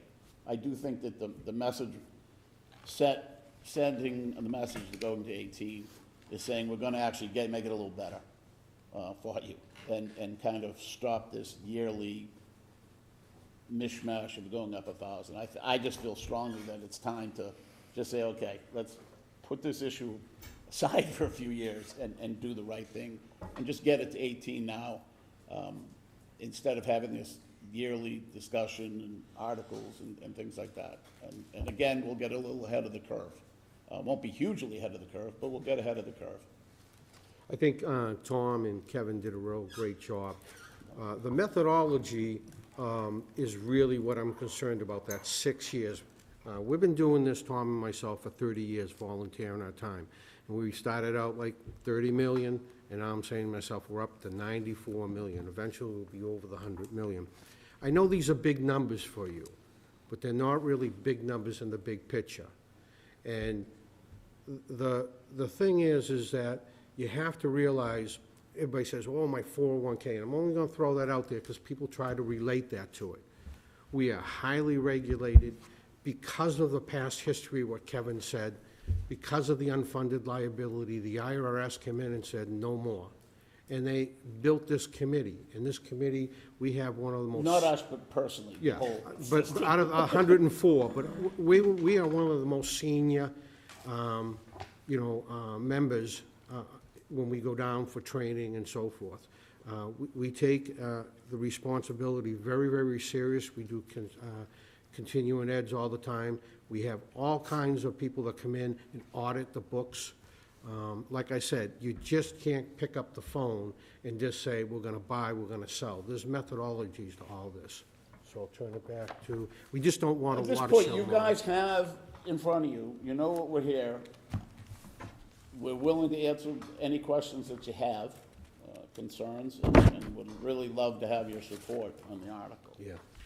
It would mean a lot to the citizens, to the retirees, the employees, and to us. But ultimately, that's up to you. But we've presented why we think it's important for them, and it's not us personally. We don't get any, I'm not gonna get any, well, I'm not saying that others won't, but it's really about us doing our job for the group that we are there representing, and would love to have your support. Are you aware the Finance Committee has supported? There was a rumor. The Finance Committee voted to support 16, the COLA increase to 16. Could I just? We're aware of that, and It's just, I'm the liaison to both of these committees. I just want to make sure I'm letting everybody know. right. And we certainly appreciate the incremental approach that they're taking. Our recommendation is that to proceed with the 18, because that's the statutory upper limit, if you will, 18, but there are communities that have already gone past the 18. So in 3 or 4 years' time, 16 is going to be less than the average, and we'll be back here again. Our intention of asking for the 18 is not based on greed. It's based on getting ahead of the curve and not being a constant drain on the budget by coming in little incremental, dribs and drabs, if you will, 16, 18. We'll be back here in less than 18 months saying that 16 is behind the average again. Again, what we tried to do, what we really intended to focus on tonight, is that we had set with the Finance Committee and the Select Board triggers that would say that we should press up the COLA bids. And we've met all 3 triggers with respect to funding ratio, cost of living adjustment, and where we stand with respect to our peers in the pack. And all I'm saying is that we feel that in a very short period of time, we'll be back at 16 and saying we need to go to 18. One of the things and that the only other last point that I want to make is that likely that will be occurring just as we reach normal cost at 2031. So just at the point that the Finance Committee and the Select Board are saying, oh, we don't have a huge bill that's going to drop down by $4 or $5 million in normal cost, we're going to be saying, oh, well, we need to press up the COLA rates. I think it's actually not, I mean, obviously appreciate any support for any raise in the base. Right. So I'm not saying, I We're don't not want it, but saying one of the no. things I don't think is being considered here, and he was alluding to it, is that it is better, when I say us, the board, it's better for us to have 6 years to smooth out and earn our income and offset, blah, blah, blah, blah, blah, for that to go to 18 and get it done now and give us 6 years. We wait 2 more years and then add another base up 1,000 and another base. Like he said, we'll be there trying to soften this thing within a year. Having 6 years now at 18 gives us that opportunity to say, okay, it's in our funding schedule, it's now part of our plan, it's part of our investment strategy, it's part of our actuarial, and we move forward. If we go, okay, you give us, it goes up 1,000 this year, okay, start the process again, and in 2 years it just pushes it right up to the end, and I think that the board is much better postured to just take it on now, put it all in the mix now, and to have those 6 years. I can't believe I'm talking 6 years. It's amazing. It seemed like forever when we started. To get that, to spread it out over the 6 years. I think adding 1,000. So if we keep the system going the way we have, and I say system, the tradition of us getting it, it's usually been about 2 years, maybe 3, then we're going to come in and eventually they'll be like, well, why do it anymore? They'll just keep it at 16. Well, historically, the last time there was an increase was 2021. And then prior to that, I think it was it 10 years prior to that? 9 years. Yeah. 9 years prior to that, and I think the jumps were only $1 on that, excuse me, 1,000. Yeah. 1,000. $1. $1 was 1,000. Yeah. So what you're asking, so we did set up something in 2021. The Finance Committee and the Retirement Board set up the check marks. Yeah. As long as we achieve the check marks, that we would consider increasing it. And you have checked all those marks, but it's not, they're not looking to increase it by 1,000, they're looking to increase it by 2,000 at this point. So, Which would be $60. Well, no. No. They're looking to increase it to 16. 16. 16, yeah. Right. That's what they actually voted, they voted to make it 16. Could we, Which we're not looking a gift horse in the mouth, but we're just raising the fact that at 16, we'll be back in Right. a short period of time because the benchmark moves Right. very quickly. I think we may, Well, Katie- actually- we'll Katie has a- actually meet it next. Katie has a question. Oh, sure. it sounds like the benchmark, you're already beyond the benchmark. You said bringing it to 16,000 brings you to what would have been the same purchase power in 2021. So you're Behind it now. behind the curve already. Bringing it to the curve really just puts you immediately behind the curve because as cost of living is never Yes. not Correct. going to increase. The only way to get ahead of it is to go Decrease, so- 17, Right. 18. Okay, so I guess for me, the most important conversation are this last slide, the options. We didn't really get there yet, so maybe we should go there because I think there were parameters set in place in 2021, the triggers. You've met all the triggers. That's why we're here having this conversation. FinCom agrees you've met all the triggers and should be seeing some sort of increase. Now it just becomes, what is the appropriate increase? for me, it's how we pay for that appropriate increase that's really important. So that is where I would like to focus, if that's okay. Okay.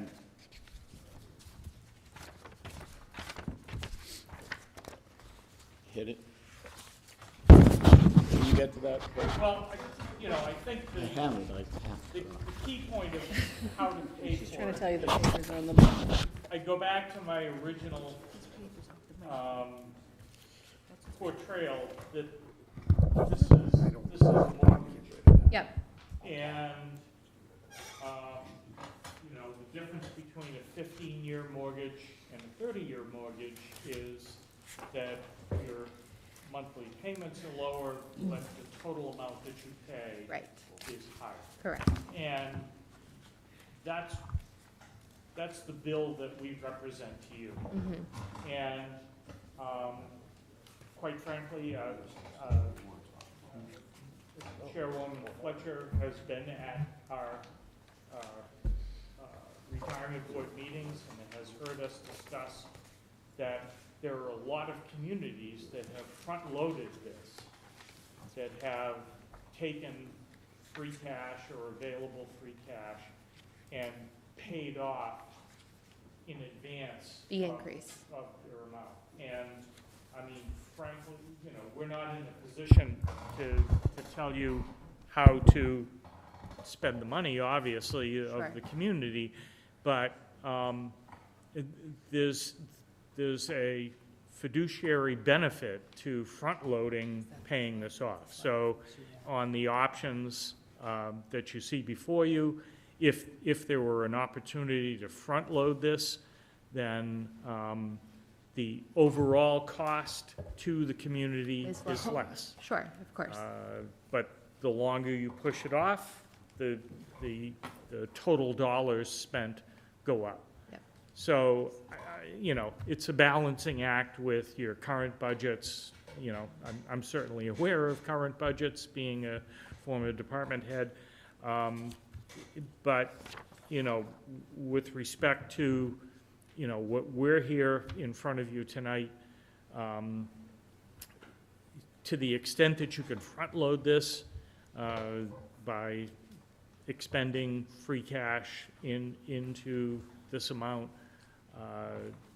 Saugus is a great example of that. Every time I read the fully funded ones and being in the area, I go, Saugus? It's like nothing against Saugus, if anyone's listening from Saugus, but it doesn't jump out at you as that, I don't know. It's just very shocking to me. But, and I know the members of the board. I called them several years ago. I'm like, well, how did you do that? It's like, well, every year, maybe a couple years, when there's some free cash, there's a little rainy, whatever there is, the number they moved, and town meeting will put in 100,000, 200,000, 500,000 extra over the years. Sometimes, he says, sometimes 50,000. It's like amazingly, over the course of time, they did that. So that's where that front loading. Sure. I mean, it's just like making one extra mortgage payment a year, how it comes off. And we've actually been kind of the inverse in Swampscott, because, and we're guilty of trying to be a little more sensitive to the town side.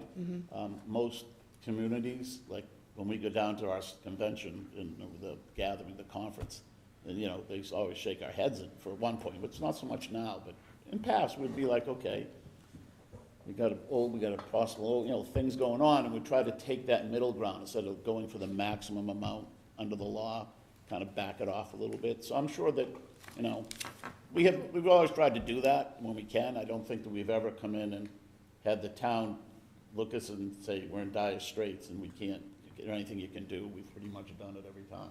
4 times. Yeah, so, pretty significant times. So with the risk of sounding less informed about this than others, but I'm going to say it anyways because I think it's helpful to the folks at home. The legislature has required us to pay off our unfunded liability by when? 2042. 2031. The legislature is 2042. The required timeline, because we're ahead. The required timeline is actually 2040. 40, okay, great. I thought it was 42. Take it out, because you'll pay more money. Okay. But you'll pay more over time, right? Sure. Okay, so right now we are ahead of schedule to Correct.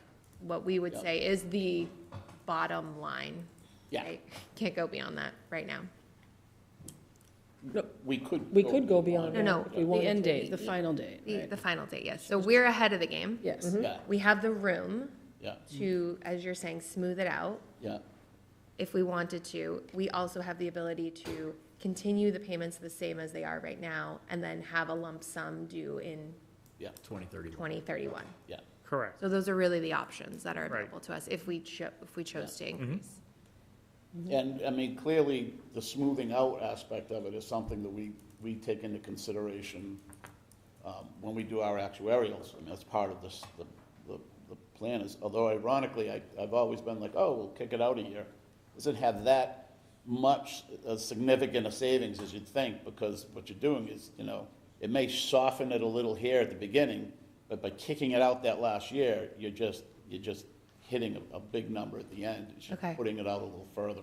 It's not, we're probably the most, you know, I'm gonna say the most prudent, but we're one of them, you know, and that was one of the things the finance committee, when you were on it, when last time we were before them, was, I remember Cinda McNerney and who else? Sullivan, Jill. Jill We Sullivan. mentioned something like, no, don't extend it. We want to do this and we don't want you to extend it because that's the best thing to do is to keep it 231. We're like, okay. You know, it's kind of the first time anyone's ever said that to us. It's always been, oh, We have the kick space. it down the road. Yep, yep. So just for me, I mean, I'm supportive of increasing the COLA base. I haven't decided whether I'm gonna support 16 or 18 or 17, those things. But just looking at these options, using $2 million from one-time funds to pay down increased liabilities, I don't think that's not. Don't have it. It's a We don't have it. fictitious option. Pay down an extra 333 over 6 years. That's not enough. That's not an option either, at least for the next 1 to 3 years. Probably. So we're 5 years. really looking at absorbing the cost in fiscal year 31 if we're just. If you're not pulling the date out. Yeah, correct. Which is not an option listed here But it's a. to the voice of FinCom priors, but is an option. Okay. Just one last Well, thing. but there's one, I was just thinking, not that I'm being a horse trader here, but, I know that as much as I think increasing it to 18 would be optimal, I would think that maybe doing it to 17 would be also helpful at town meeting. I mean, if that was something, I'm about to get boom right here from him, but I mean, I'm not beyond the thought of going to the finance committee, maybe together and talk that maybe 17 would be, you know, kind of split the difference a little. I think 17 would still be a good, Well, they Already were voted. considering 15. what? First, there was a question of 15, but it landed at 16. They did talk about 18, but I think pretty much the finance committee was really fine with you coming back. I think this is a great board. They love seeing you, so coming back was. We love seeing you. Just remember one thing, we're all on the same team, right? The finance committee, the selectmen, and us. We're trying to get best value. And I always say math is true. These models and everything, the 18,000, the models are built for that. When you start moving numbers around a little bit, that's when you get into like not getting best value. Kevin kind of hit on that a little bit, Tom talked a little bit about. We want, the main thing is to keep the benefit so that the person doesn't lose. We haven't caught up when we start talking about these COLAs, and we talk about 16 and 18. You gotta remember, the 2% was on top of the 3% back in 2022, the pandemic. And we weren't able to do it because we came here real quick. I get it. It was a huge number. You're not used to it. It was the first time in the history of the state that they did it. So it kind of catches you and you kind of say, whoa. With that being said, so this 16 and 18, all those other communities, all these retirees, these 365 cities and towns and everything else, they were able to get that 2% in there that's not reflected in these models. So just keep that in mind. The people in Swampscott, the 246 people didn't get that additional 2%. It's lost in the map. So whether it's 10 out of 104. Right. So let's move forward, but just realize that that money is lost. Whether we go, we think the models are based upon everything, we put hundreds of hours into this every single year. You come to our meetings, they'll tell you. Sometimes I talk, we can't tell you all the math in a quick half hour. We're trying to give you a snapshot. So just math is truth. We're very appreciative, whether it's 16, 17, 18, but we want to get best value. So we'd have to rerun the numbers, make sure that we're getting the value, so we're all accomplishing the same thing. Well, I think my guess is I want to thank you, which appears to be what we're going to have support, and we'll be discussing what that number comes out to be. I agree. If I have to sense the meeting. So we are, listen, it's not easy sitting up there and hearing the budget stuff. It's maddening. But, you know, other than that, I guess as I always remind people, and this always shocks people, that we're the second biggest budget. I mean, it doesn't shock you. Line item. You guys know. But people in town, they're like, well, the schools and then the fire department or the police department. I'm like, boo, boo, boo, boo, you're forgetting another one. And they're like, what? And it is kind of an amazing thing that how big that budget really is, and we appreciate it. Except that we're very focused on getting to the actual cost, where we're not the second biggest budget. Which we call the normal cost. Oh, we will be. When we get to 2031, we won't be big. Right. When we get to normal cost, we won't be the second biggest budget. But the key point is that we're paying off what has happened in the past. And, you know, the legislature in their wisdom has said, no, you can't do that anymore because that's not wise. So we appreciate your support. We're, as I say, we're not looking a gift horse in the mouth, but we are pointing out the fact that to go from 16 to 18 prevents us from being right. You know, I'm glad that you like us and that you want to see us, you know, but we'll be back soon because as you see in the presentation, the benchmark moves and it moves quickly. So. Okay. Thanks, Kevin. Thank you. I think Tara's calling me. She missed. Thank you. Yeah.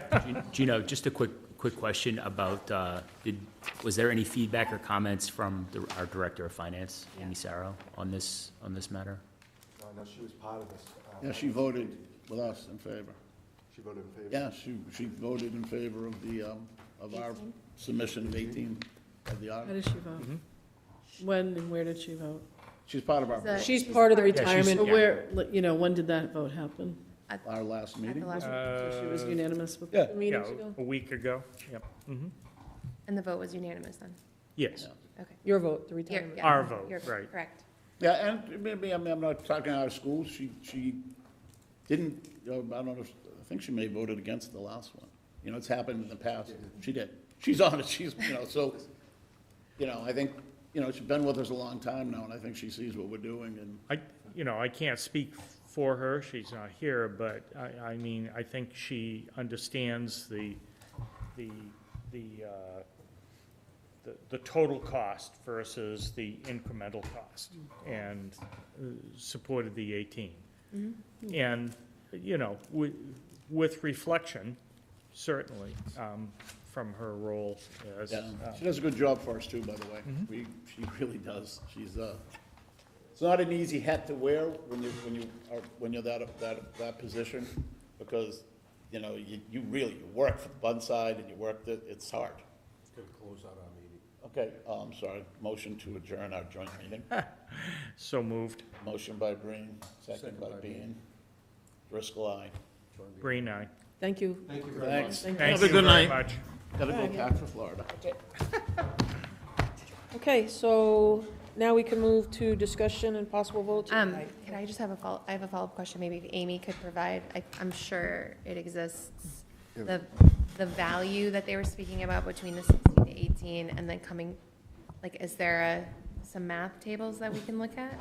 Yeah, You're she laughing can. at me because I have no idea what I'm asking for, but I want to understand, like, obviously what the gentleman were trying to tell us is that there's a benefit to giving the 18 now versus coming back in increments of 2,000.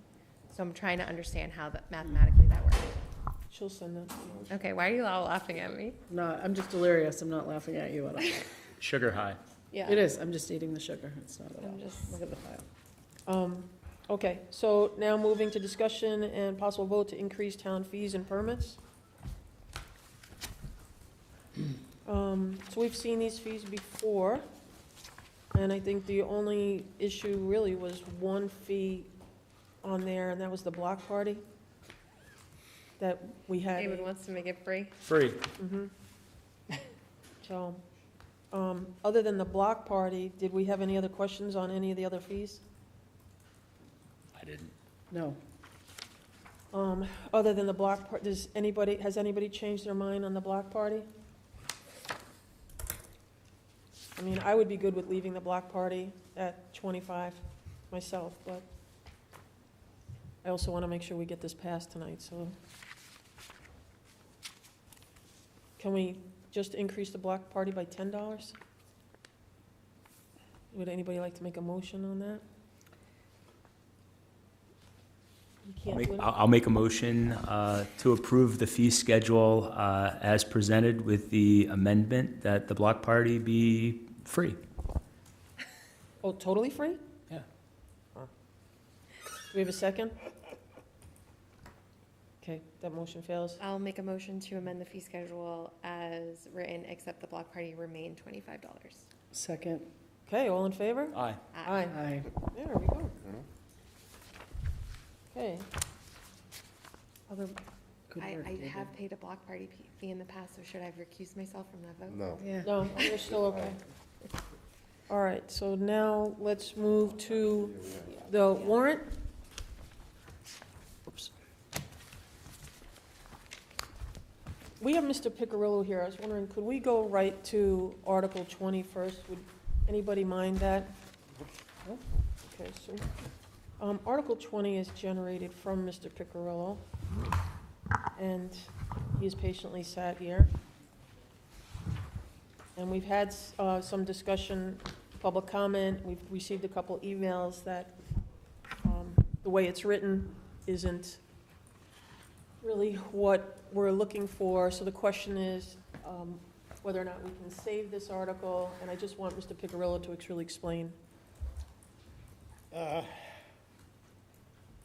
This article was written in response to the residents on each side of the high school soccer field complaining about what's been going on weekends with groups of men coming there and playing for hours every weekend.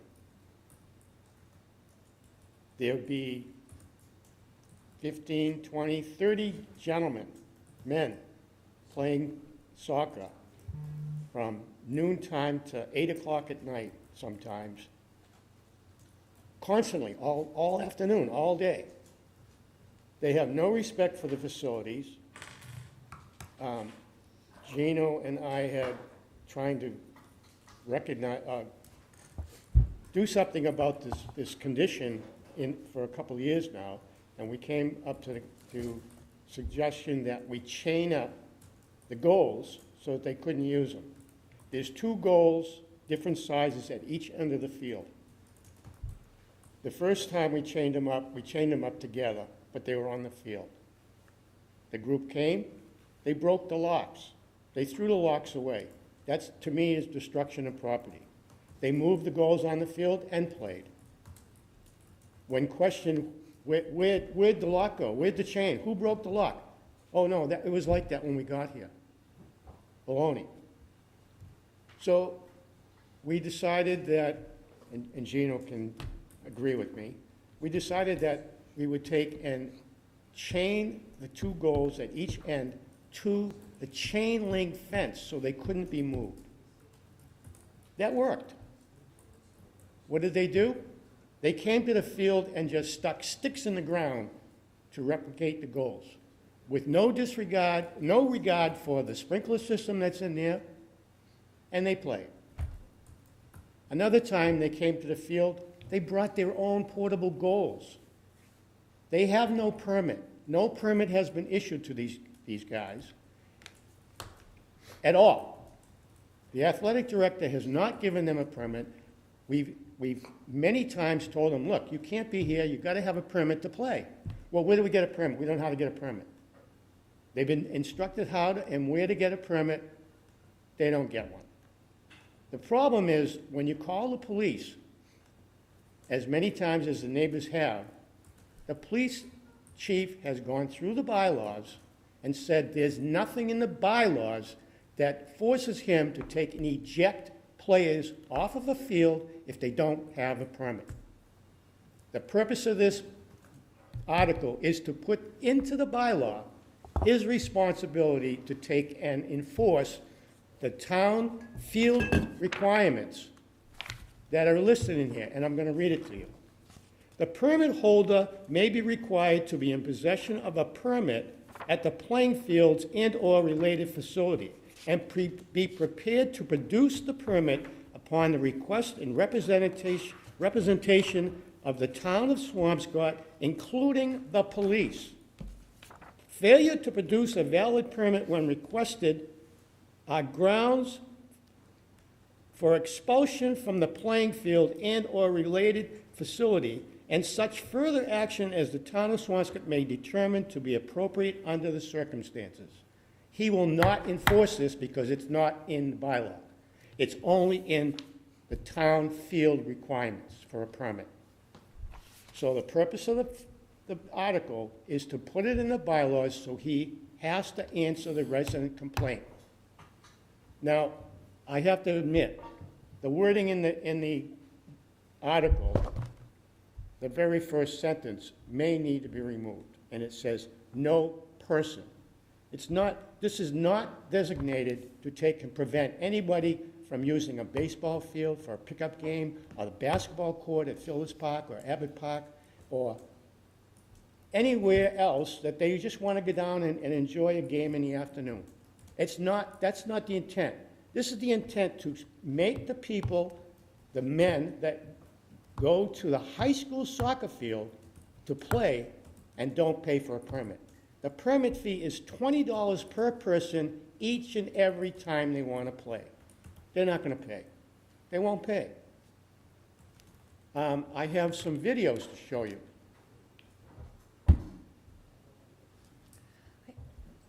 There's plenty of signs posted up there that says, permit to play. It's on the dashboard. Yeah, I don't know how to get to that. John, I think we might be okay with not seeing the video for a second. I think we need to see it. You think we need to see it? Katie? Yeah, I mean, I guess this is what I'm worried about. You have, I brought up concerns about the article when we initially talked about it, because I felt like the language of the article was not specific enough, and the unintended purpose of the article may be that somebody, the kids go for a pickup game and they don't have a permit, and now all of a sudden they can't play. And although that isn't the intention, if the police were called in that mechanism, and this is what it said, the police would have to enforce it the same way across all people, regardless of whether they're the men up at the soccer field or they're the kids at the basketball court, because that's what the bylaw says. So we just have to be very careful that it's not precipitating a discriminatory practice by accident. That's not an intended purpose, but it actually becomes one.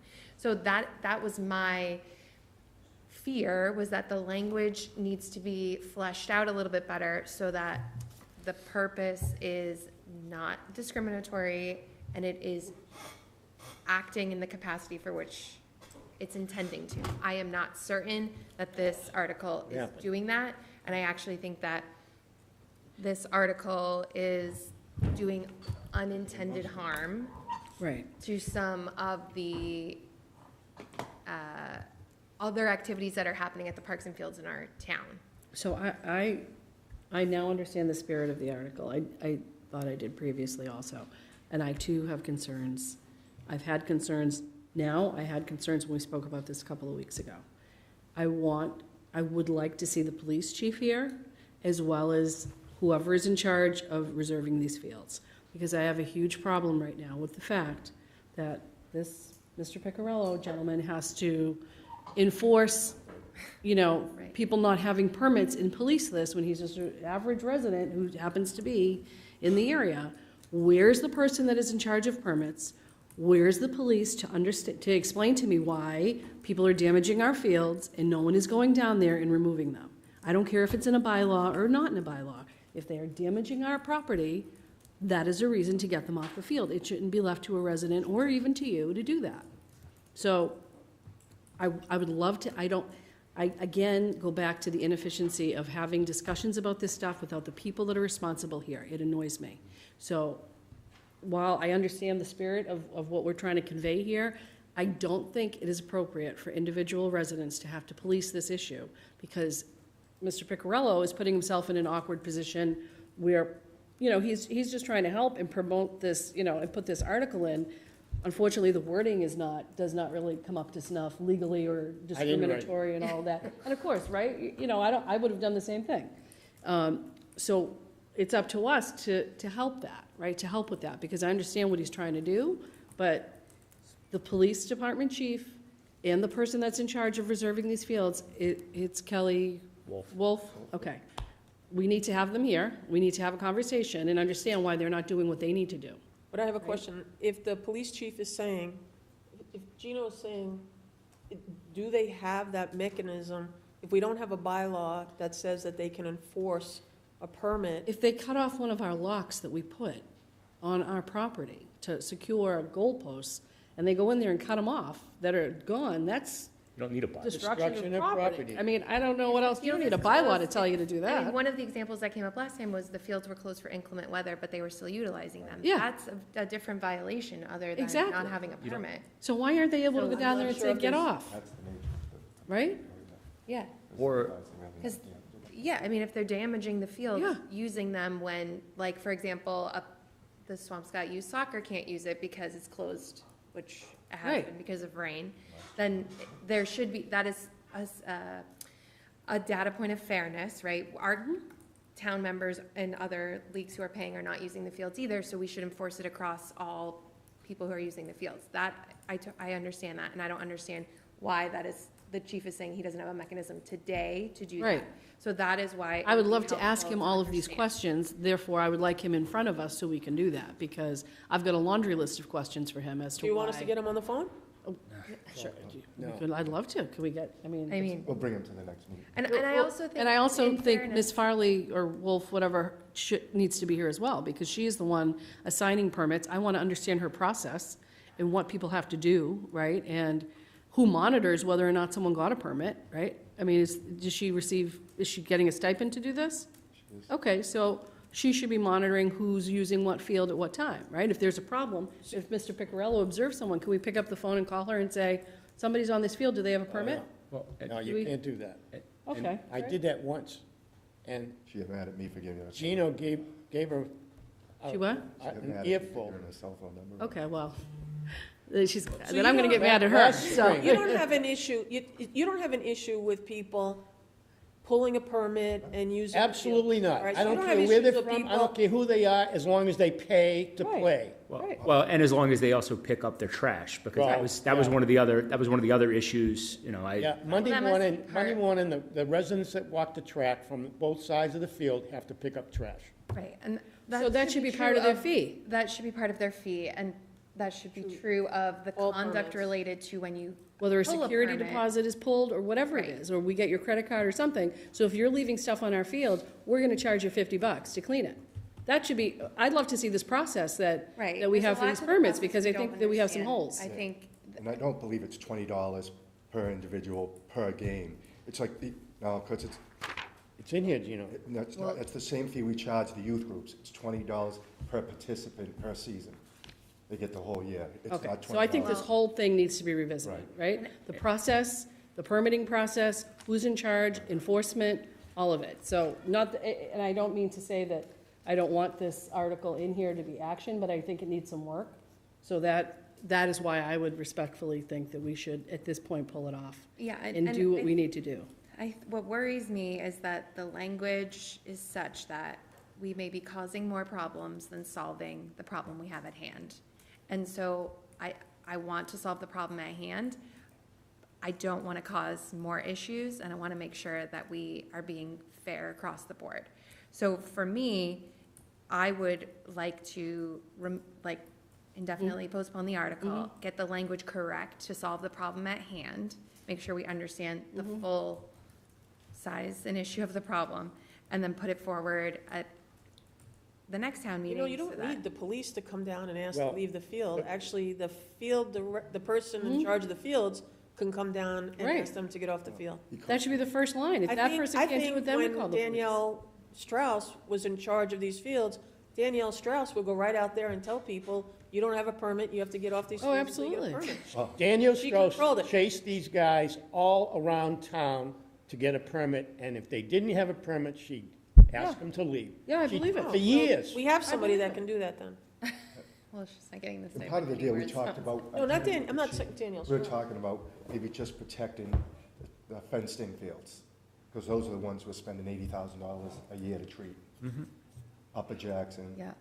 the Is this a turf field. fenced-in field? Yes, it is. The track Yeah. is fenced. Track. Wait, when you say treat, Treat with fertilizer, organics, by the way. organic? Yeah, that's why we jumped from 40 to 80. Got it, yep, yep. But we do treat these fields organically to the tune of $80,000 a year, which is significant. Got it. And just one of my concerns is just, again, with the language, I don't want Yeah. to beat a dead horse, but the fact that this was printed in a warrant, reviewed by town council, and just has these issues is just Yeah. troubling. Honestly, I can't- I it can't should, believe that we we're- shouldn't have even, this shouldn't have even gone in here, and that is no offense And to that's you, No, this Mr. is- Morello, at all. Because when I tell you I'm gonna solve this, I mean it. Because I'm as irate as you are right now.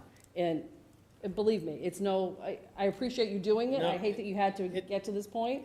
It's a shame that last spring, it rained for 2 days straight, and as soon as it stopped raining, they were up there playing on the soccer field, Yeah. destroying the grass. Yeah. And by mid-August, if this continues, and it will, every single weekend, in front of the goals, in a 15-foot, 10-foot area, it's gonna be dirt, not grass. So in the interim, Yes. I would love you to speak to to Ms. Wolf. Yep. And explain to her, her stipend is being paid so that she is the first line of defense from people that are unpermitted on those fields. So I would expect her to be policing that, and if she can't, then she can kick it up to the police if it becomes an issue that she can't manage, but she should be down there, and she should be speaking to this man, Mr. Picarello, so that he can provide her with the details of when these people are here, and she can ask them if they have a permit, at the very minimum, without even dealing with this in the warrant or the bylaw. She should be doing that. This shouldn't have got to this point, right? He shouldn't have had to do this, and that's on us. Understand, it's just not me. I It's know. the residents from both sides of the field. The Greenway Oh, yeah. and the Foster Pond area, they all walk their dogs up there, they see what's going on. And you came before us in the summer. This telling month, us this month, they were up there at 10 o'clock in the morning. The law, the procedure says that field cannot be used until noon. So and they had a boombox blaring music. Oh, yeah. On a Sunday morning at 10 o'clock, I called the police. 15 minutes later, they came up, the music stopped. Play continued until 3 o'clock in the afternoon. Yeah, Well, it sounds like Well, listen, we have a road, I just- we're on the right road here. Yeah. I want to be clear. If they get a permit, they can play there till 3 o'clock in the Yeah. afternoon. They can play all day Like- long. Like, the purpose of the field is to be utilized. Right. The purpose of the field is to be an open space. Absolutely. Where people find community and find camaraderie and all of those things. So I don't want to lose sight of the purpose of, there's not a ton of space in Swampscott, as we all know. Right. And so, I just want to iterate that we are not trying to keep people from using fields. We are just trying to align them with the practice of using them respectfully Right. and within the protocol which we have in town. Okay, so for right now, so we're going to, we need a motion to indefinitely postpone. Motion to indefinitely postpone Article Second. 20. All in favor? Aye. Aye, and then, Gino, you are gonna work with getting this. I'll continue to work with John. Yeah, Okay. and we should be able to tap into council, because I cannot believe that we are the only municipality in their repertoire who has done something like this. So I can't believe they Absolutely don't not. have No way. language Not reinventing. No that is way. better than this. No. No We way. have issues on our turf field with other schools coming over to use our field. Oh, of course, yeah, because I've seen that. They can't use theirs. Right.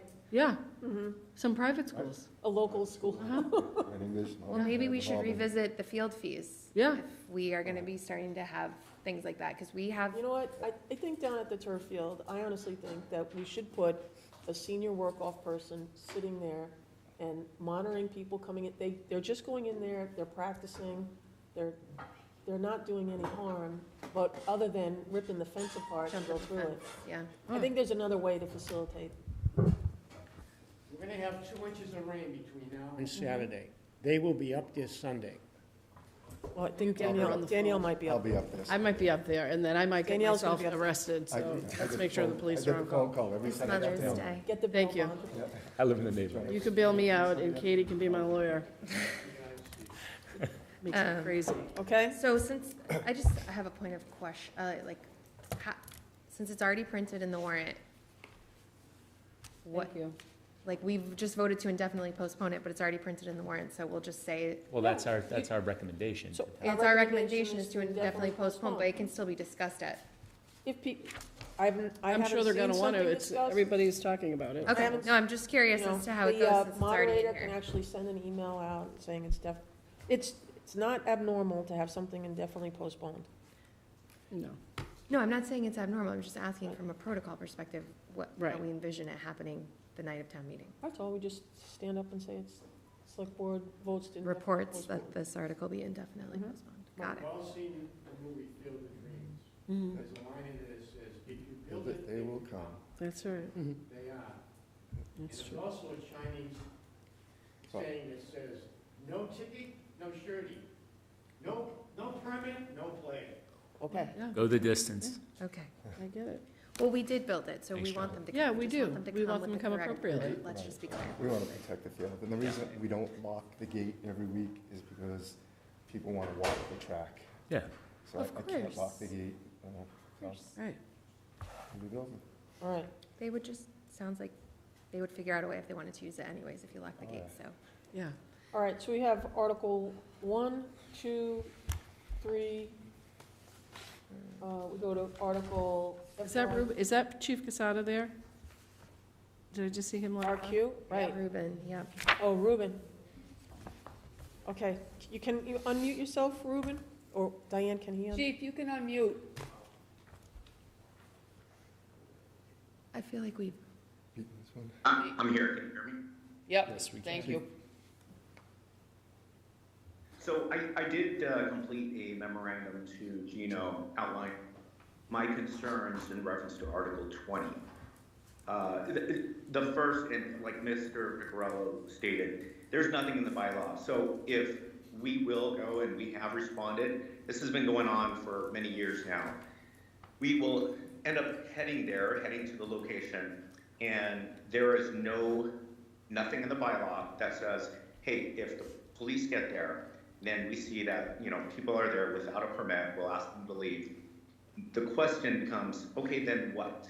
What happens if they say, yeah, sure, police officers, we will leave, and they never leave?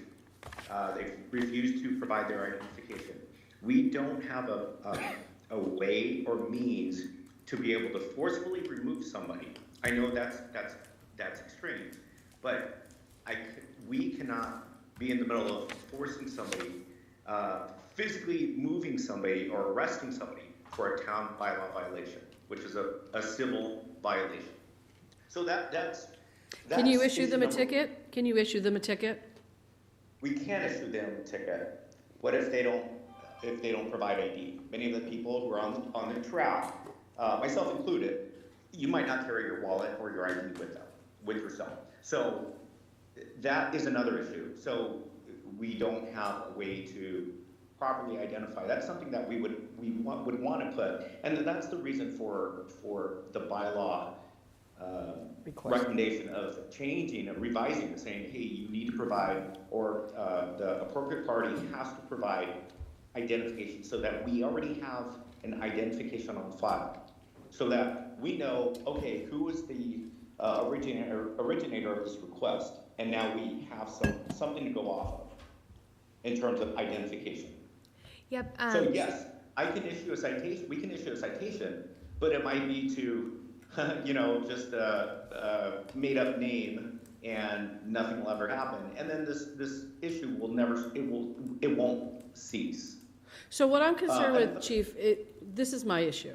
Right now, I have a resident policing this issue. So at some point, this gentleman is gonna get himself into a situation with these people that is gonna be far worse than someone on the police department going down there and having someone say, I don't have an ID, or trying to give you, a song and dance.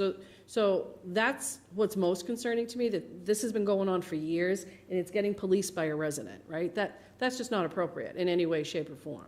So I understand what you're saying with it not being in the bylaw, but there are a ton of things that are not in bylaws that we're able to say to people, you don't have a permit, get out, right? Or you don't have this, or you're speeding in my town, here's a ticket.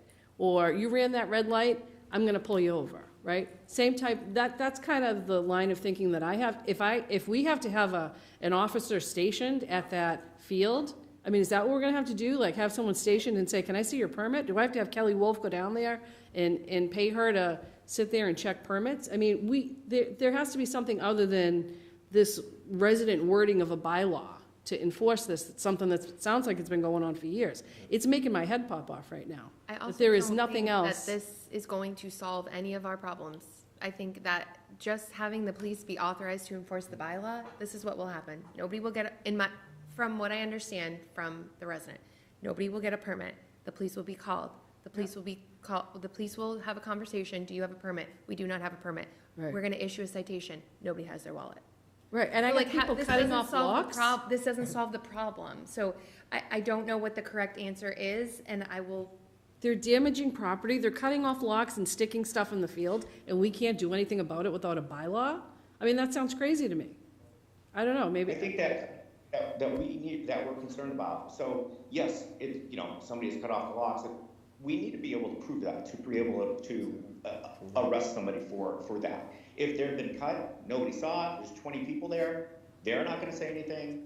We don't have somebody that we can actually issue a summons to or arrest them for destruction of property. So it's easy to say, yes, they are doing this, somebody is doing this, somebody is destroying the property, but it's our job as police to be able to prove that and summon somebody to court, or physically arrest somebody if would need be. So it's not as easy as it sounds from a police perspective in terms of, they're destroying our car. Absolutely, we should have some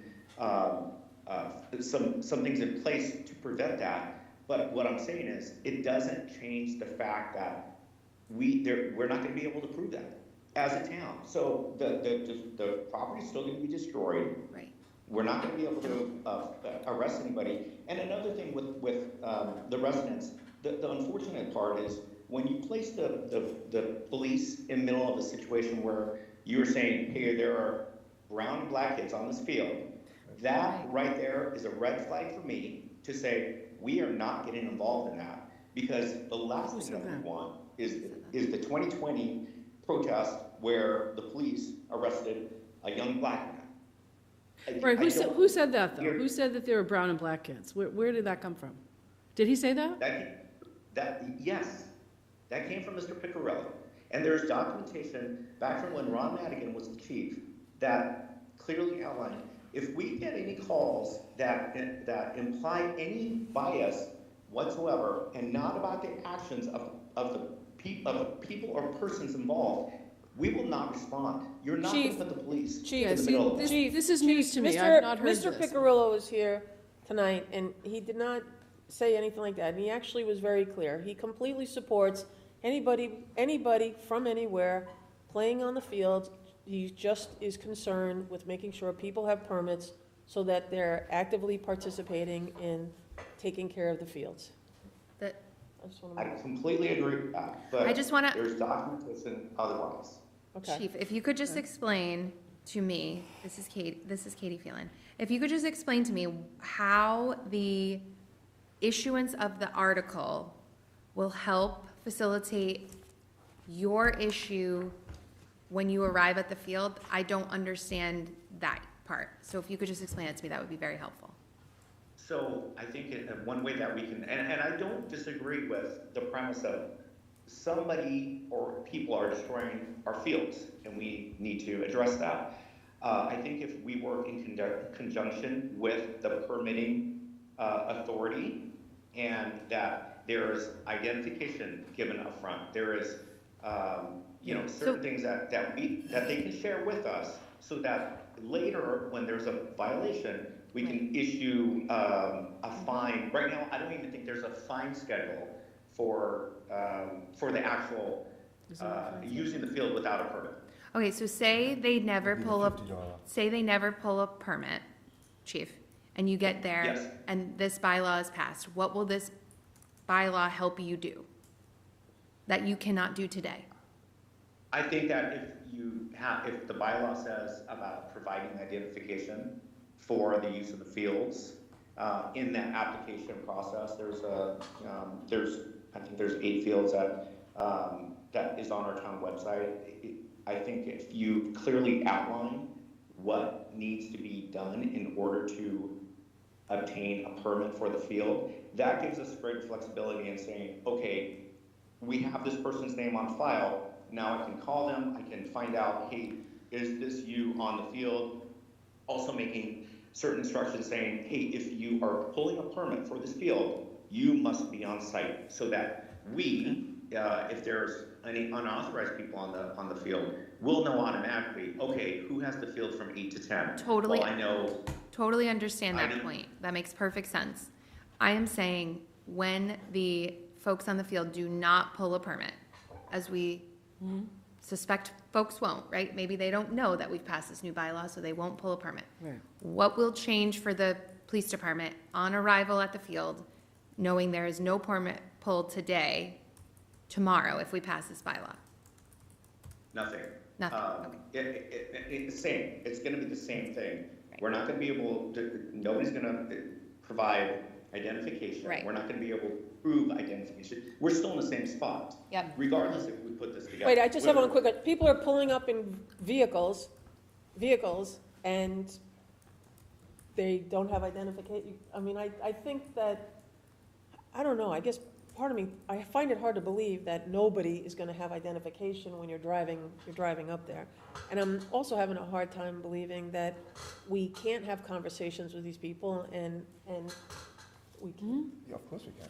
There has Have a got to be a conversation with them. solution. They're people. Have a conversation. Has to be a solution Yeah, here. one day, Yes. John calls me every single Sunday. And did you ask them to leave? And I went up there one Did week. they leave? They 5 minutes later, they said, can we just finish this one game? We got Okay. 2 minutes to go. And I said, absolutely. And they Maybe left. Kelly can go up there and write a I permit. don't think anybody's gonna, right. Yeah, I Yeah, think, Maybe we should Maybe go it's down the on group Sunday, Uh, have a conversation. Honest to God, and then, Ruben is gonna arrest me because I'm gonna get all hot. You won't. You'll I take just think deep if a breaths. police car drove up there. You know I sorry, am, right? 9 out of 10 times they go, I'm in court. right. 9 out of 10 times they see a police car, Right. come up, No, they have to leave. I guess where I come from as the police chief is that I just want to, 9 times out of 10, they're gonna say, okay, we're sorry. They're gonna say exactly like Gino said. Can we just finish this 10 minutes worth of game? Okay, we'll be reasonable as long as somebody doesn't have the permit or has the use of the field during that time. And I think 9 times out of 10, that's fine. But in that 10th instance, and there has been instances here in Swampscott where people are not cooperative with the police. It does happen. I don't want to pretend like it does not happen. But in that situation, there's forcefully, I can't move somebody. I So can't push come to shove. I can't do something for a town bylaw violation. So can I make a recommendation? So how about we literally put, instead of Kelly Wolf, how about a police officer is given this stipend and in charge of enforcing this on the field? Does that do anything? Well, That's- just so you know, the we're talking about- bylaw isn't enforceable by the police department right now, so it would still require us to change. But I'm saying, language if a going police officer is literally the one assigning the fields and giving the permits, right, does that not give them then the wherewithal to go down there and say, I know you don't have a permit because I'm the one that issues them? You know what I mean? Like, The thing is, there are solutions we will not come up with tonight. that Yeah. Probably Right. are better fit than this solution. Oh, for sure. So let's- how about if we keep this where we are going to, and postpone this, and definitely postpone it, we'll probably come back in the fall. Maybe we don't have to come back in the fall, but we have a plan on how we're gonna start to aggressively take care of what's going on with that neighborhood. And I want to see the procedure, the fee schedule, the fines, all of it. What it costs to pull a permit, what the parameters are. I want to see all of it written. I want to see it all in detail. And I would love to see Ms. Wolf here to explain to me how this works. That's at a minimum. Well, I would think that Or the next you want to meeting. address, you want to ask Ms. Wolf to please be there over the weekend and have, I mean, is that her, is that Well, I the want job to, of what somebody exactly, I want to know what this. Let's let What's the Gino standard handle that operating piece. procedure? Exactly, right. What's Let's the- let, What are the let's hours Gino- surrounding this Like, stipend? Let's, you know? Gino, let's. We've we'll let gone Gino down the do it. rabbit hole, let's All right, pull yeah. ourselves back. And I'll talk. All right, Gino can handle that piece of it, and then we can figure this out. All right. Or something to us and update us. Yes, Perfect. just send us. all right, the piece. thank you. Okay, so that one. Thank you, Enough. chief. Thank you, chief. Thanks, Chief. Thank you for hopping on. Thank you. Okay, so let's Definitely. go back to We still Article, have a lot Article to 4, cover here. Article 4 on, in our warrant. So we have here, we have 1, 2, 3, 4, 5, 6. We have just 15 of these that we have to approve. Just 15. Just 15. All right, so Article 4. Can we have a motion to approve Article 4? What is our, wait a minute. let me- Article 4 is the budget. Okay, I have a question about the budget. Okay. So, Amy, are you on? It looks like She you're is. there. So out of all of those cuts that I suggested way back to you guys, Yep. how many of those were implemented and at what cost? I believe it's, just under 50,000 is what the finance committee supported. So, aside from the finance committee, I think I gave, it was over $600,000 Yeah. worth of cuts, right? So when we first had that budget presentation, we were at like 150,000. Yep. And then there were another possible 150,000 we were looking to implement. That would have got us to like a $300,000 Yep. number. How did we get from that to 50,000? All of those possibilities, what Yep. happened to them? So we whittled it down the last time to 150,000. Right. And the majority of that was not filling a vacant position in the police or the fire department. Okay. And I just didn't think that would have a negative consequence, because we would have had to pay overtime to fill those positions. Okay, so what about the additional 150,000 you thought would potentially be there after, do you remember that conversation at that meeting? Yeah, I think we went from 600 maybe to 440, and then Mm-hmm. the final one was the 150. And I sat down with Amy, and I couldn't, the majority of that was not backfilling 2 positions. And I just said, I don't know me see if I that can we get remember. from almost 400,000 to 50 by 2 positions, right? Yeah, no, there's so several. Danielle, yours was about 600,000. The rough back of the napkin math was 440, and when we went Right. back to actually cost it out, it was 330. And then Gino did not support the removal of the police and fire vacancy, which brought it down to, I think, 115, which were the changes he brought forward to the select board meeting. Right. But I believe that was inclusive of something involving the senior planner Was. that So I was told did for- not we have went from board support. 3 something to 115 with 2 positions, 1 on police and fire? That seems like an Yes. awful lot of money for 2 positions, right? Two entry level, a police and a fire should be about 150-ish, right? Do you know what I'm saying, Amy? Yes. That math doesn't math to me. So the 330 to the 115 was 1 entry-level police officer, 1 entry-level firefighter. For With all of the- $215,000. For 2 positions, just so I'm clear, $215,000 difference is 1 police and 1 fire position. Right? Yes. Wow. We're missing something here. I don't Yeah. have the things, but I We're know missing the answer something. can be yes. Because the savings also included not we wouldn't have health insurance for them. So it's not just their salary. Right, it's the fringe too, okay, so. Yeah. And I think I saw an email where David had suggested a bunch of cuts also. Yeah. Another 100 and something thousand. 160 some odd. And none of those were absorbed in this final budget either, and I don't understand that piece either. That was fuel, something about fuel, Yeah, right? it was fuel, snow and ice. So none of that was something we were able to absorb in this budget? Those were sent after the warrant was printed and after the finance committee recommended their budget. And finance committee is the one who recommends the budget to town meeting. Okay, so finance committee, is there a way for finance committee to look at that after the fact? Because we're talking about trying to find as much money as possible to mitigate the increase of taxes to the people in this town. Yeah. And two of us on this board have done an awful lot of work to try to have that happen. 4 of us on this board are looking under every stone we can find, and I am just dumbstruck as to why none of that is being given any consideration.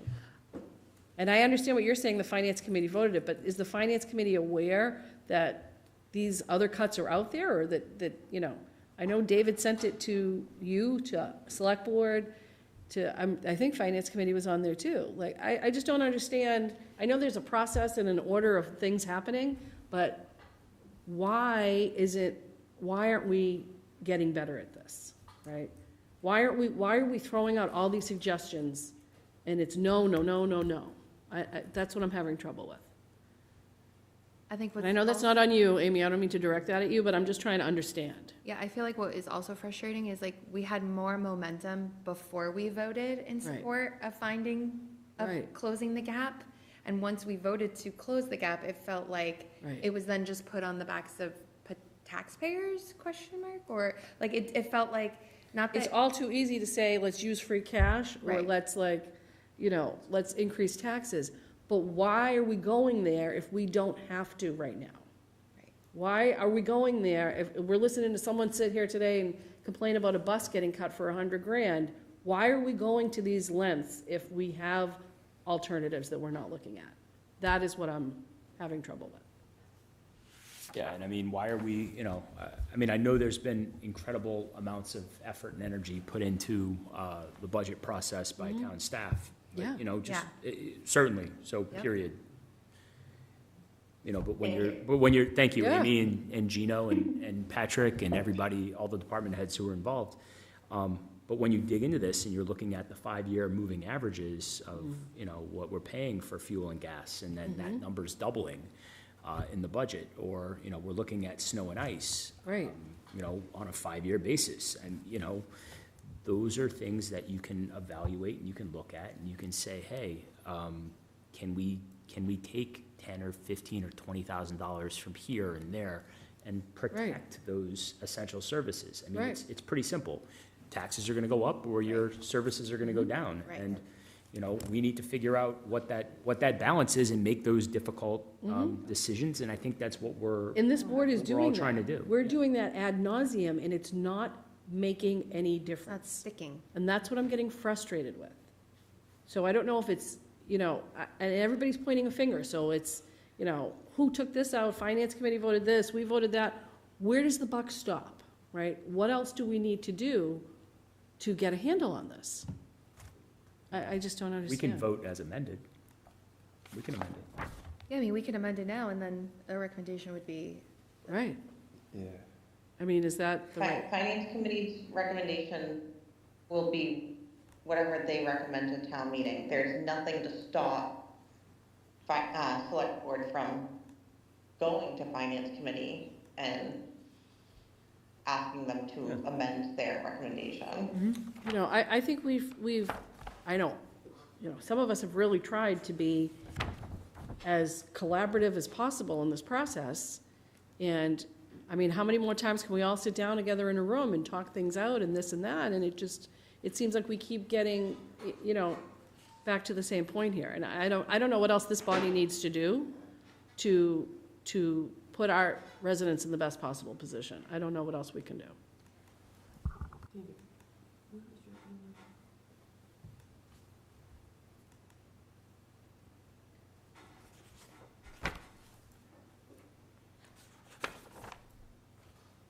So unless we're going to amend this budget tonight, All right, so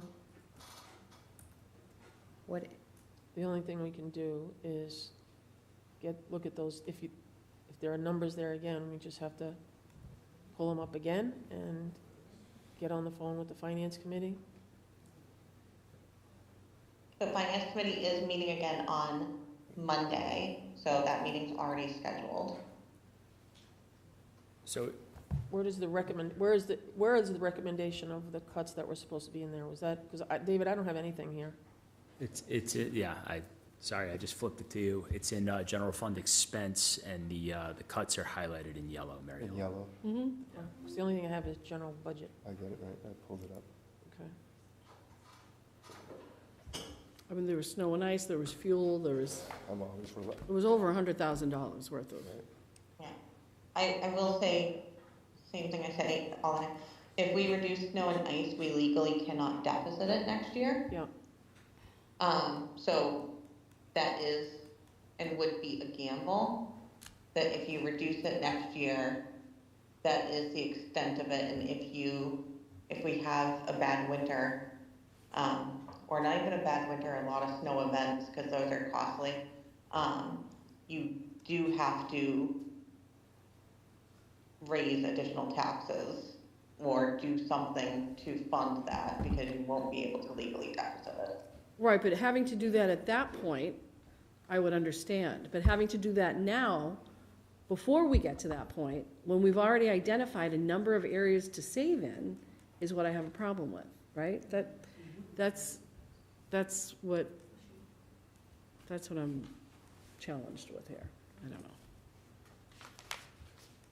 Okay, so let's come back. All right, so we just have to, it's your opinion that there is still, that recommendations for cuts, there's still recommendations for cuts that can come out of this budget for savings? the to me, the data hasn't been brought back to understand why the recommendations cannot be facilitated. Well, there's a couple you have reducing a police officer, reducing a firefighter. No, reducing positions that aren't filled. Positions that aren't filled, not. They're in the process of filling positions right now. But they're not filled right now.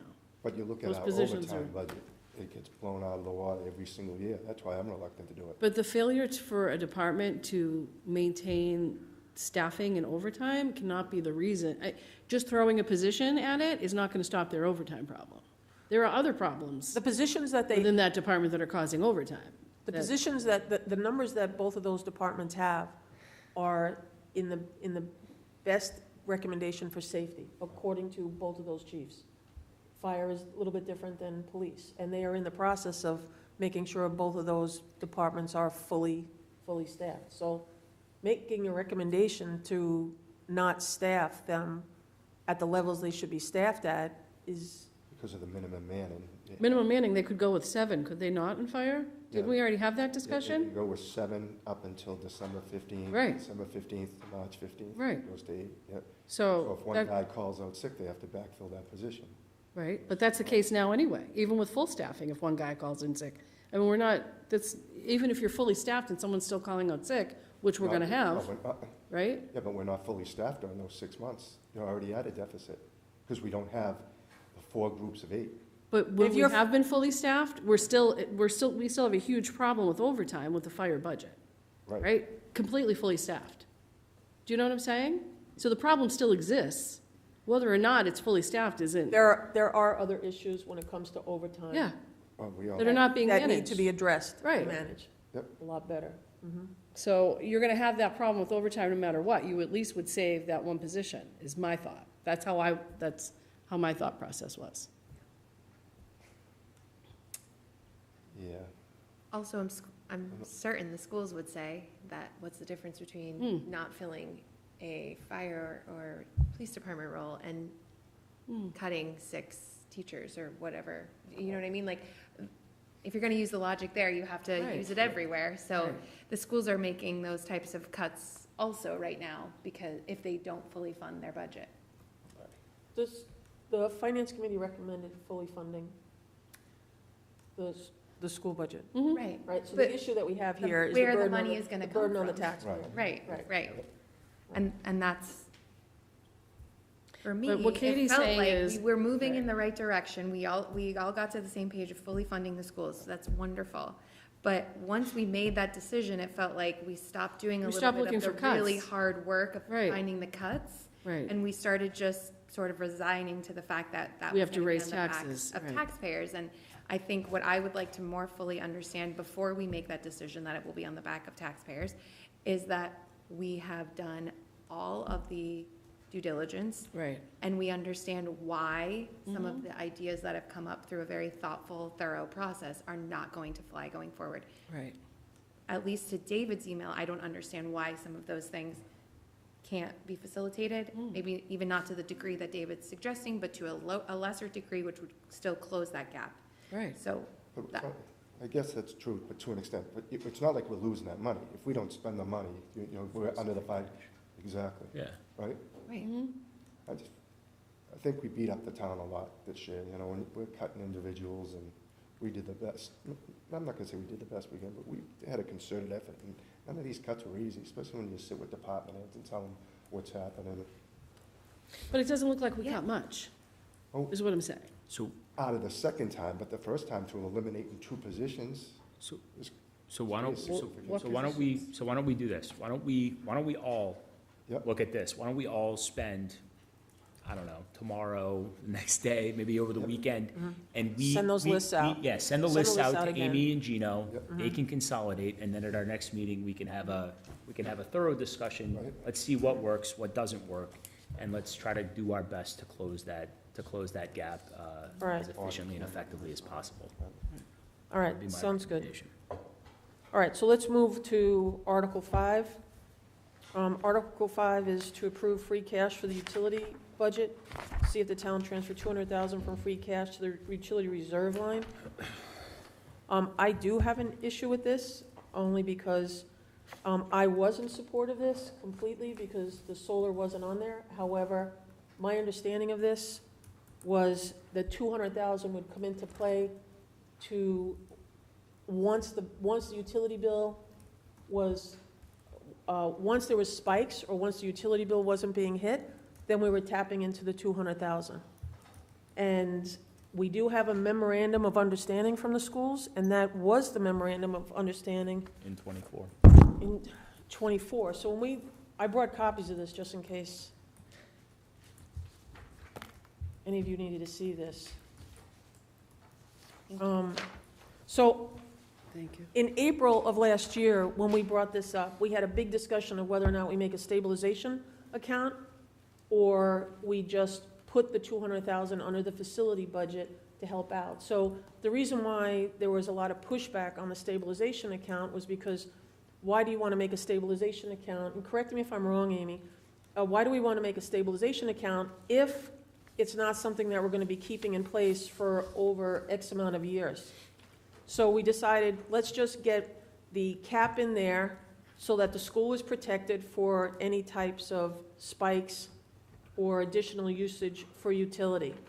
And in the 2025 budget for the schools, they had budgeted, I think, 170 or 175, something like that.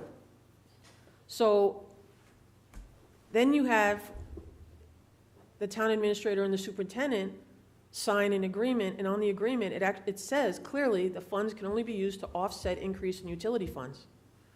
So my understanding was always that it was an offset. It was to help in the event it came above what the accumulation of the utility funds were from the elementary schools before. So Meaning that in the event, so if there's a $300,000 utility expenditure, yeah, whatever the line in their budget is, would be paid, and then this would be. This kicks in. This would then Utilized, kick Was it- in to whatever the delta would be. right, that was my understanding. That's what I thought. And that Yeah, was your me too. understanding? Yes. Okay. So what According to Amy Sorrow, that's not what happened, is that the schools did not use their 175 and that they automatically just dipped into the 200. So Amy, correct me if I'm wrong, because that's what the explanation was to me. That is correct. That's correct. So that means the schools just went immediately to that $200,000 fund and never used their allocated money first. Amy, is this contrary to what, did we not get an email from the school committee about this from the last meeting? Where everyone sat here and no one knew what happened or what the situation Must be on was the with questions this and utility answers reserve?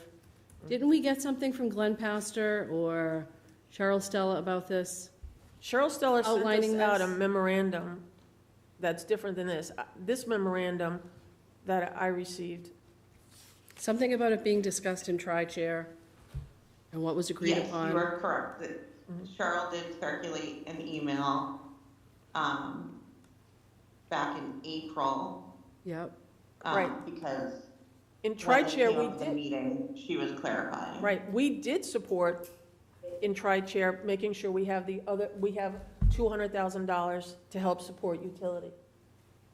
It wasn't $200,000 to absorb into a line item. Okay.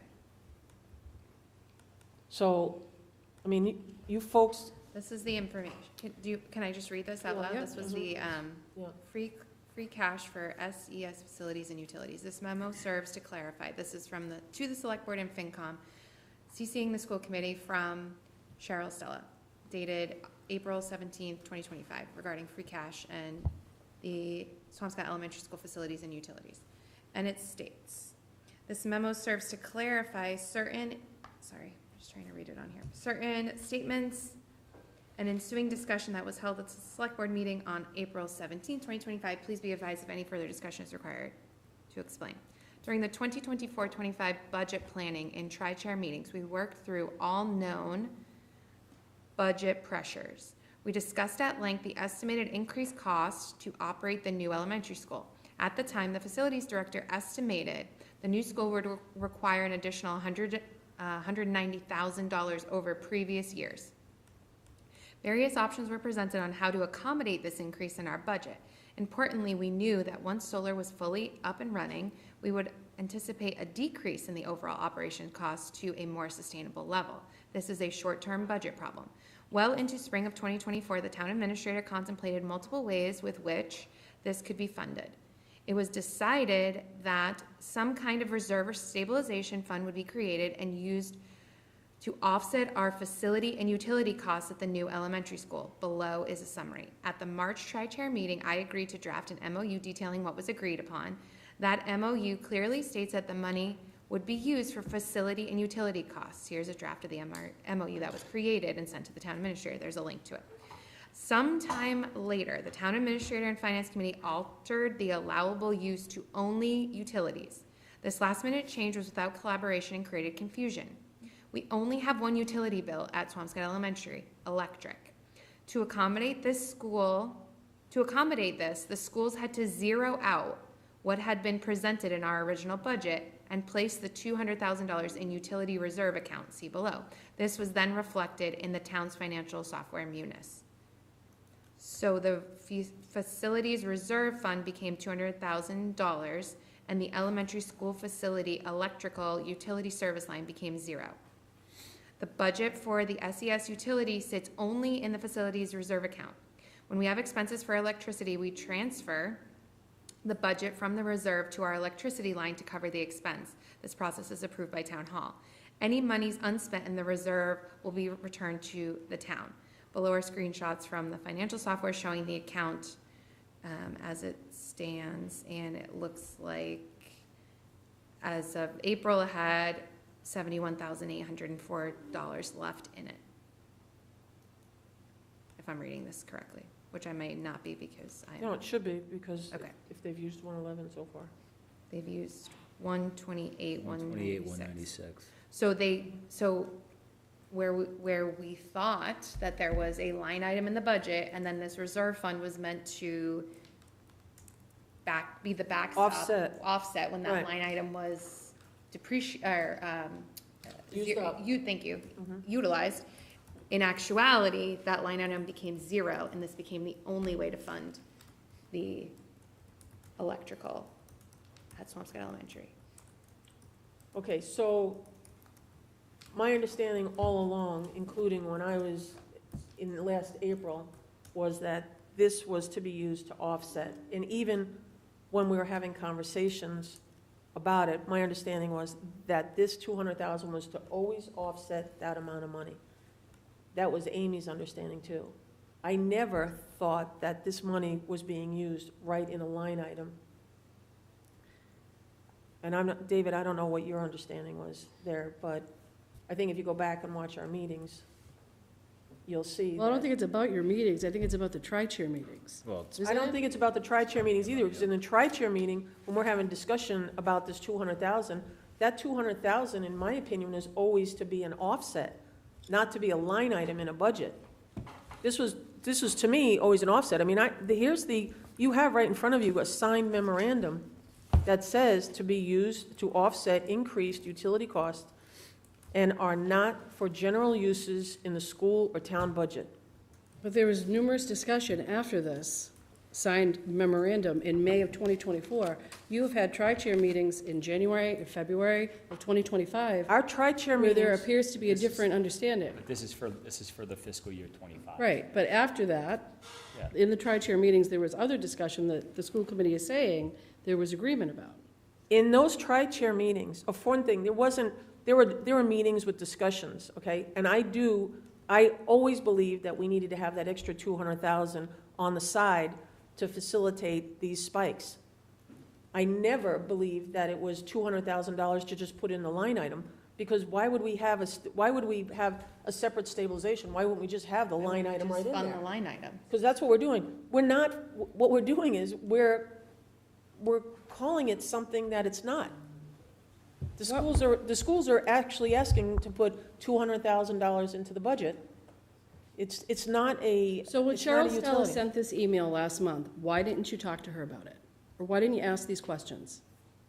When I was a little busy a few weeks ago, so. Mary Ellen. I didn't. Cheryl Stella sent a very detailed email to all of us, 15 of us, a month ago, right? With an explanation of this whole entire thing. And that was the time to say to her, no, that's not my understanding. Why is it now coming up? Why is it coming up just now? It's coming up now.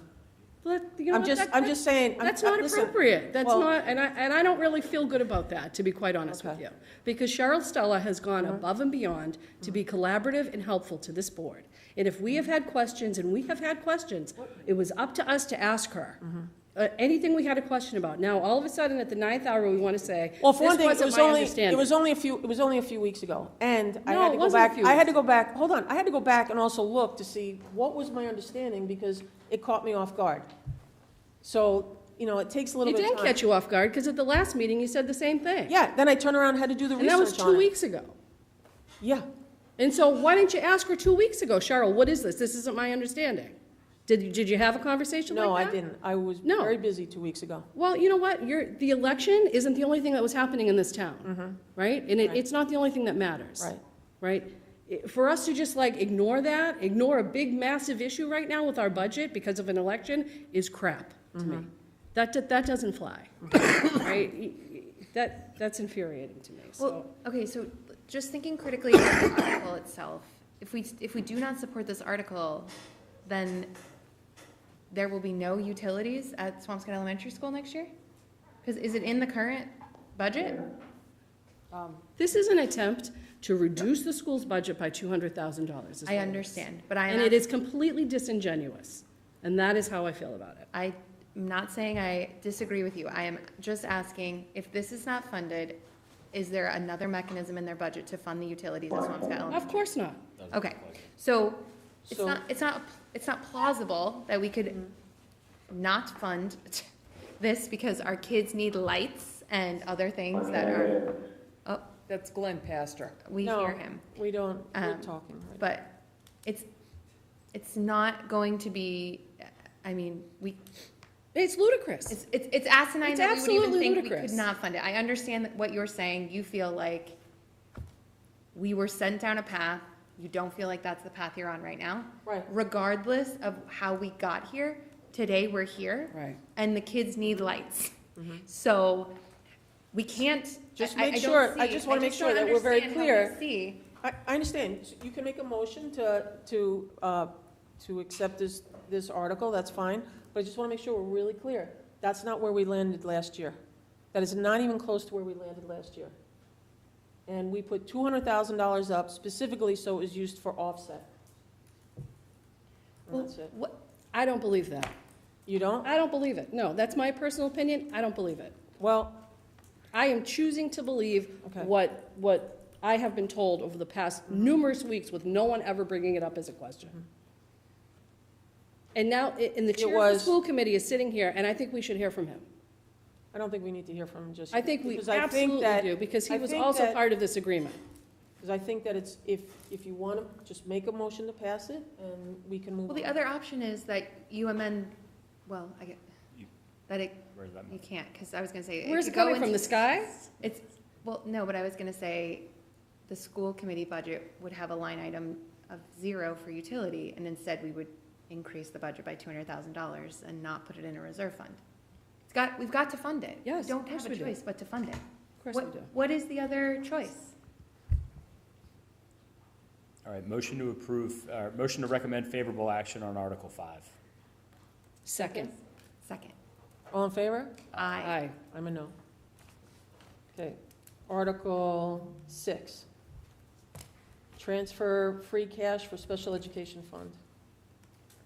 This is outlined very clear. Motion to recommend favorable action Second. on Article 6. All in favor? Aye. Aye. Approve and transfer free cash for transition audit. Gino, do you have that? I'm gonna look right now.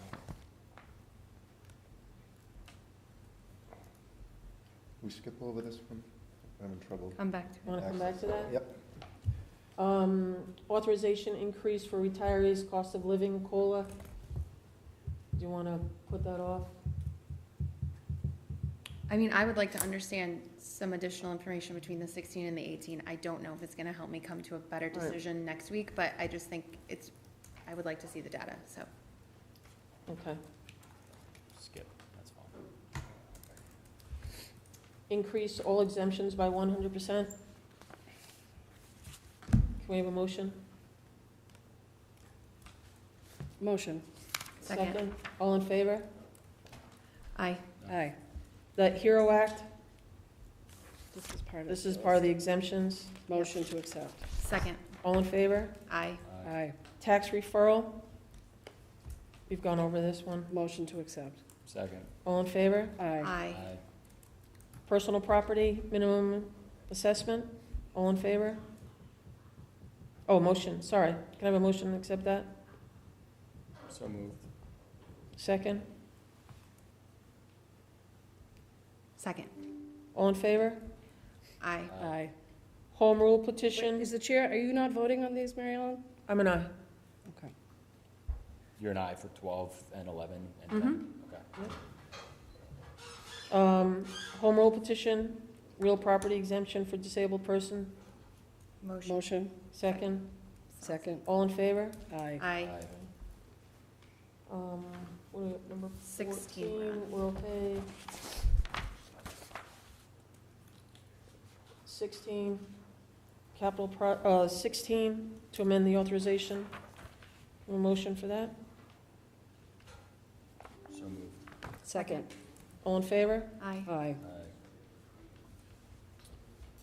Number 17, capital project. Can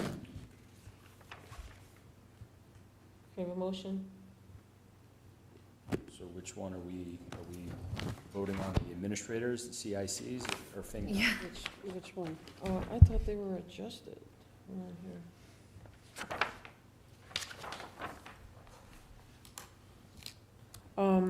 Well, can we have a motion on a motion on the Finance Committee recommended? I think Patrick made one adjustment on there. Amy, are you still there?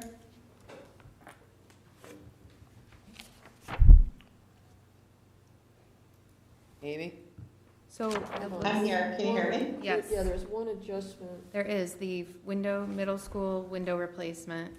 Is that- When the administrator recommended 0, CIC and FinCom recommended 190,000. Mhm. Also on the Library controls and electrical, the administrator recommended 100,000, CIC and FinCom recommended 0. And The school network upgrade, line item number 47. oh, yes, so Gino and CIC recommended 140,000, but FinCom doubled that to 280,000. Is that just in case we don't get the grant? Yeah. Okay. Right. No, actually, it's a little bit more than that. They're trying to accelerate a little bit more because they're concerned that the federal government's going to shut down all grants. So by increasing it a little bit, I think she's going to apply for a little bit more. Okay. Okay. And then, Gino, just on 72 with the sewer main rehab. Yep. So your recommendation was $250,000 less than CIC and FinCom. Oh, yeah. Is that just based upon where your, where the bids have been shaking out for the first several phases? Because the SRF loan didn't support engineering or testing, so that's why we added the other 250,000 in to get to 3.5. Got it. Okay. You support the 3.5? Yes. Okay. Okay. Perfect. That's all I So wanted to then, know. can we have a motion for the project totals of 10076,292? So moved. That is the Finance Committee's recommendation. I'll second. All in favor? Aye. Aye. But can we, the middle school window replacement, I thought the discussion was that we were maybe going to go to,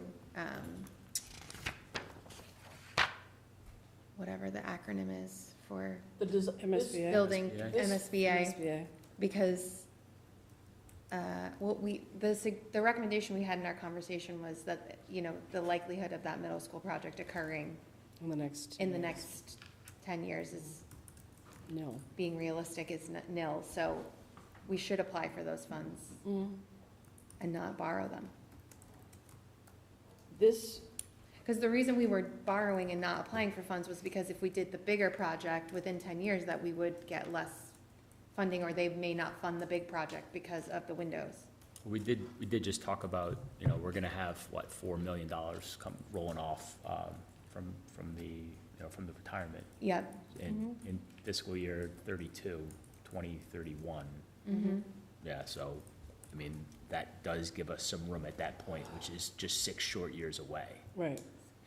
6 short. rolling off from what? Okay, I just wanted to bring that up, because it does The say roll-off is, borrowing, so. there's a couple multiple, that And I guess- 190 is so that we can Design. get the design ready right Yeah, now. that's, so it's a ready project. Right.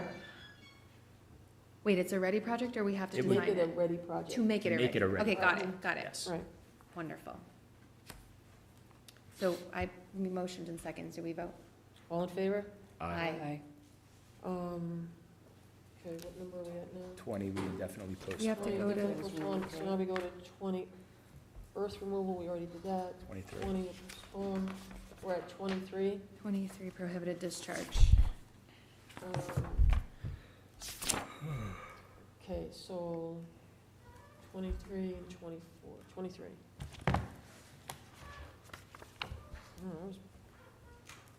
I was good with this until Eric showed up. You want to punt this Punt it till when? next week? Oh, I don't know, unless everyone's comfortable. Does the town administrator have a recommendation? Yeah, I support them as is, we had spent a lot of time, we had a public hearing on these, and, Okay. yeah, So, comfortable with them. can we have a motion? do you mind if I ask a question? Wait a minute, what about the Eric Snyder email? Yes. Yep. Right, are we just gonna ignore that, or are we gonna talk about it? I was gonna say, is there feedback from that, based on the commentary, Right. that That directly relates to this? you don't have a copy of it? So maybe we hold off till Monday, make sure Liz gets a Yeah. copy of the email, and then maybe there is some feedback or not, and if at least we've. I don't even know if we have legal counsel's response yet. Legal counsel's response to his email, or? To- To the review of the 2 bylaws. Yeah. Oh, so, wait, legal counsel hasn't, Legal, this has gone out to legal. It's Amy, gone didn't out. this go out to legal counsel? No, I sent it out to legal counsel. But did you get a response back? There's been a response. Yeah. I can do a quick search. Amy, can you speak to that? Legal has reviewed the warrant in its entirety. So what was the response back from legal counsel about Article 24 and Article 25? They did not have any specific feedback in any of my correspondence with them on I'm those sorry. two articles. 23 and 24, sorry. Okay. I knew which ones you meant.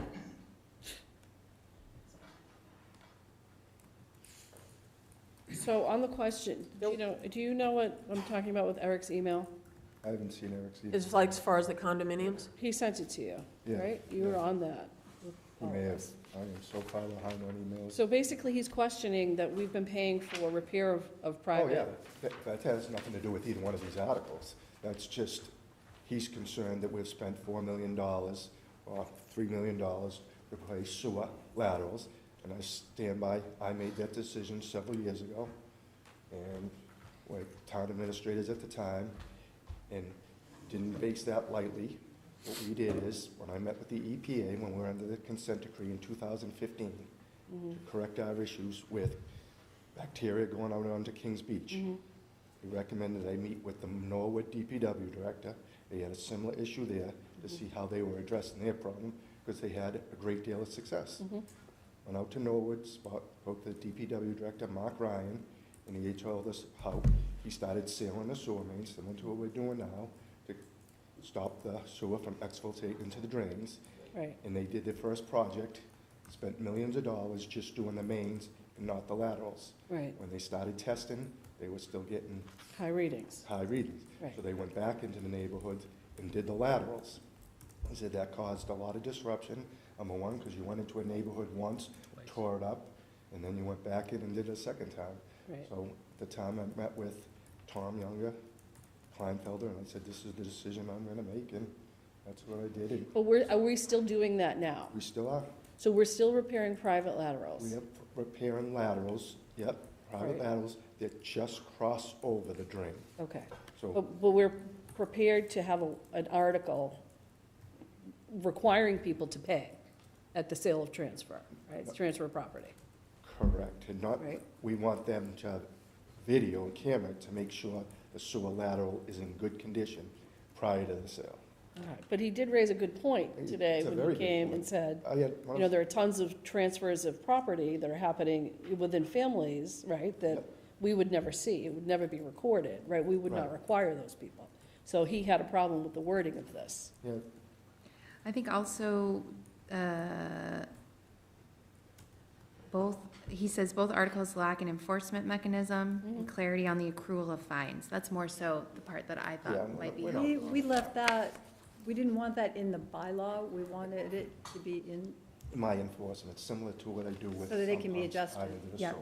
Okay, so, We have it's that. purposefully not in the bylaw such that it allows the town administrator or the DPW director discretion to facilitate the enforcement of the bylaw so that we're not stuck in a situation where when we want to change the enforcement of the bylaw, we have to come back to town meeting. Instead, we have discretion. So what is, so how does it work, now, Gino? Right now, Yeah. We don't, nothing. we don't do it right now. You buy the house, that sewer fills the next day, the homeowner That's the new owns homeowner's responsibility to, from the main to the house, the foundation. But this way, we know that the laterals are Right. working and they're not. Right, and it's helping. Well, we only know on transfer of sale. Correct. So people could never sell their house in 20 years, and they could have a lateral that's in disrepair, and we'll never know. sure, right? but It we could will still be know. contributing. Right, but we will know 100+ more times Right. annually than we know today. Right. So that's the important part. it's the first step. Right, Yeah. right. Right. I think If the it lateral won't is in a solve all the state- problems, but it will get us closer It's to not perfect solving wording, some but of it's the better than problems. none. And if your lateral's in a state of total disrepair, you're gonna know, because Yeah. it's not Right. gonna work. We're just trying to keep the old clay pipes from exfiltrating out into the Yeah. groundwater. Okay. So,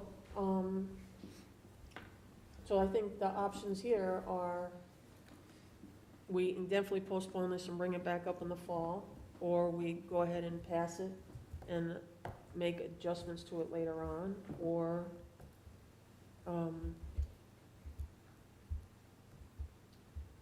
wait and deal with this next week. I think we vote to pass, to recommend it right now, and if they want to amend it on town meeting floor, if Eric wants, if he still is not clear, or he has something and he wants to propose an amendment on the floor, then he can, but Mhm. I think it's a step in the right direction. I'd support that. I second that motion. Okay, A so motion to approve, motion to approve or take 23. favorable action on 23. All right. Yeah. All in favor? Aye. Aye. Aye. So it's 24. Motion to take favorable action.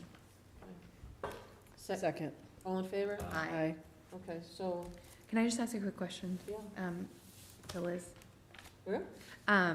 His point, Eric's point in the email, which I apologize because you're just seeing it right now, about, instead of doing it at the point of sale, having like a 5 or 10 year time block and everybody has to do it within that time frame. Do you know of any other municipalities that have done it that way?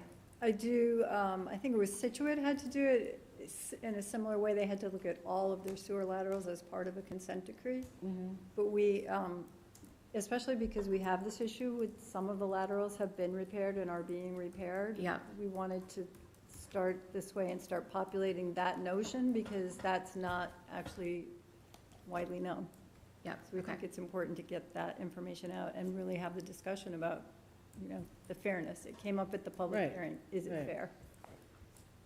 I don't think, you know, you can take that in one of two directions, right? You can either say, okay, well, we paid for all of these, but we're not paying for those, or we paid for these, so now we should pay for those, and I Right. don't think anyone has the appetite for that right now. Right. Right. Okay, So it's the first step. very good. Okay, so the only thing that we have left is to go back to the budget, and we've got a plan on how to deal with that. Yep. And the COLA. And the COLA. And also, when I was gonna get back, the transitional audit. The transitional We audit. did not get a number.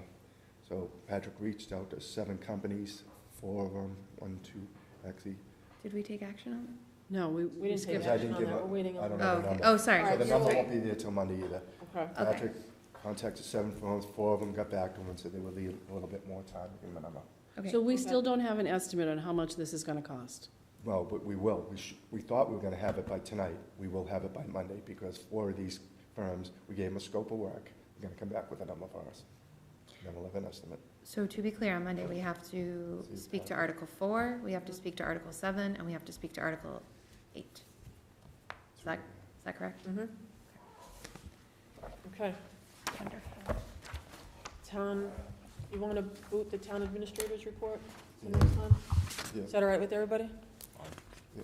Okay. And so you said, Patrick, you contacted 7 firms, 2 got back to him, they couldn't give him a price yet.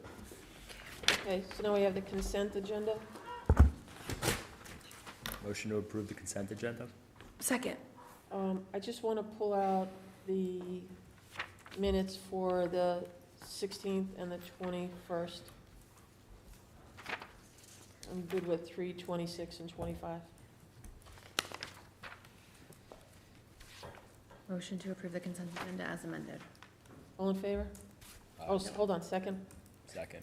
All in favor? Aye. Aye. Select board time? Danielle? Well, let's see.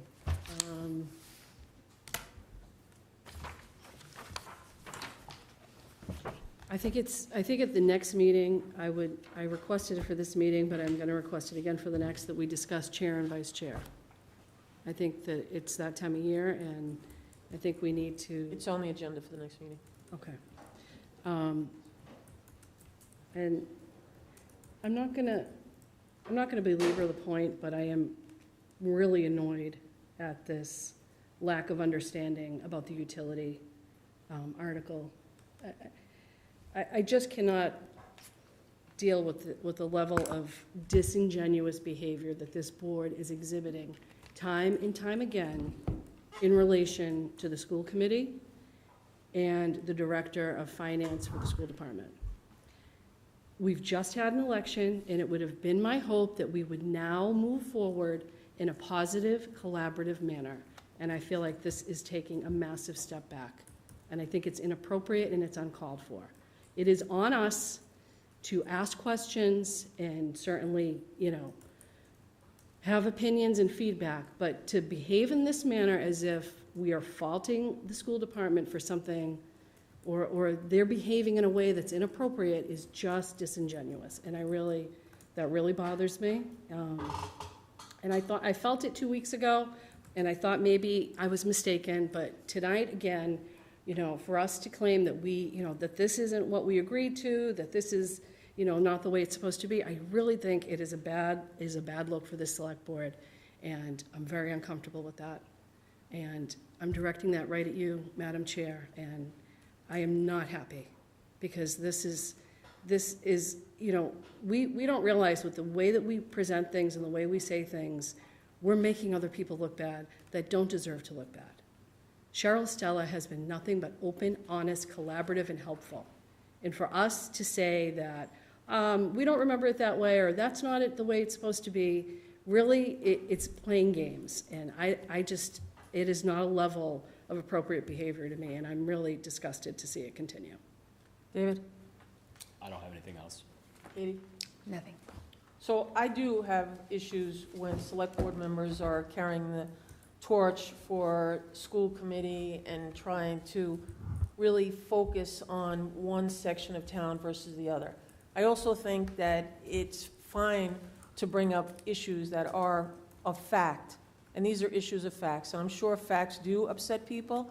I'm also not on anybody else's time schedule. So if I don't want to vote for something and I'm pointing out why I'm not voting for something, that's the deal. There's nothing that I said here that was not factual, and, we did not support, I stand by what I said, we did not support to make a line item of $200,000 in this budget. So this is not a slight against Cheryl Stella, who I completely respect, but funding is very important, and we have an entire town that we have to take care of, not just the school. Are you directing that at me, saying that I'm carrying a torch for one department? I'm saying because this I am the entire only member of board, this board this who entire sat through our budget board. and went through it and found $600,000 worth of cuts, while you sat here and did absolutely nothing to help. Thank you. You, with the finance committee experience that you have for years, have sat here silent for the past month and done absolutely zero to fix a problem. All you've done is sit here and claim that you don't understand the problem, that you don't remember things that way, but yet you haven't asked any of these people when we've had them in this room these actual questions. I was very clear that there are line items in that budget, in the school committee budget, that could have been decreased, and that is just based on what, say, the vice chair, Amy O'Connor, came out and said. So that is not your purview. That is not your authority That's not my to purview. decrease the school committee's budget. That's my point. That's not your wheelhouse. That's my point. And it's not your area of expertise. That is my point, is that I am not here just to focus on the schools. I am here to focus on the whole budget, and that is what I did. The whole town. That is exactly what I did, while you sat here and did nothing. Nothing to help this town. Okay. Nothing with all your finance committee experience to help us get to where we needed to be. Thank you. Never once. You didn't offer a suggestion, an ounce of help, no matter I how did many offer- things other members of this board brought forward for I'm cuts. happy to talk to you offline if No, you like. not necessary. You brought it here. You just called me out for carrying the torch for the school committee. Right. I'll happily carry the torch for this whole town, Mary Ellen. Okay. That's what you failed to see, right? That's what you failed to do. Great. In your leadership as chair, that's why I think we need to look for another chair. Right. Because I don't think there is any leadership. Thank you. Can we have a motion to adjourn? So moved. Second. All in favor? Aye. Aye.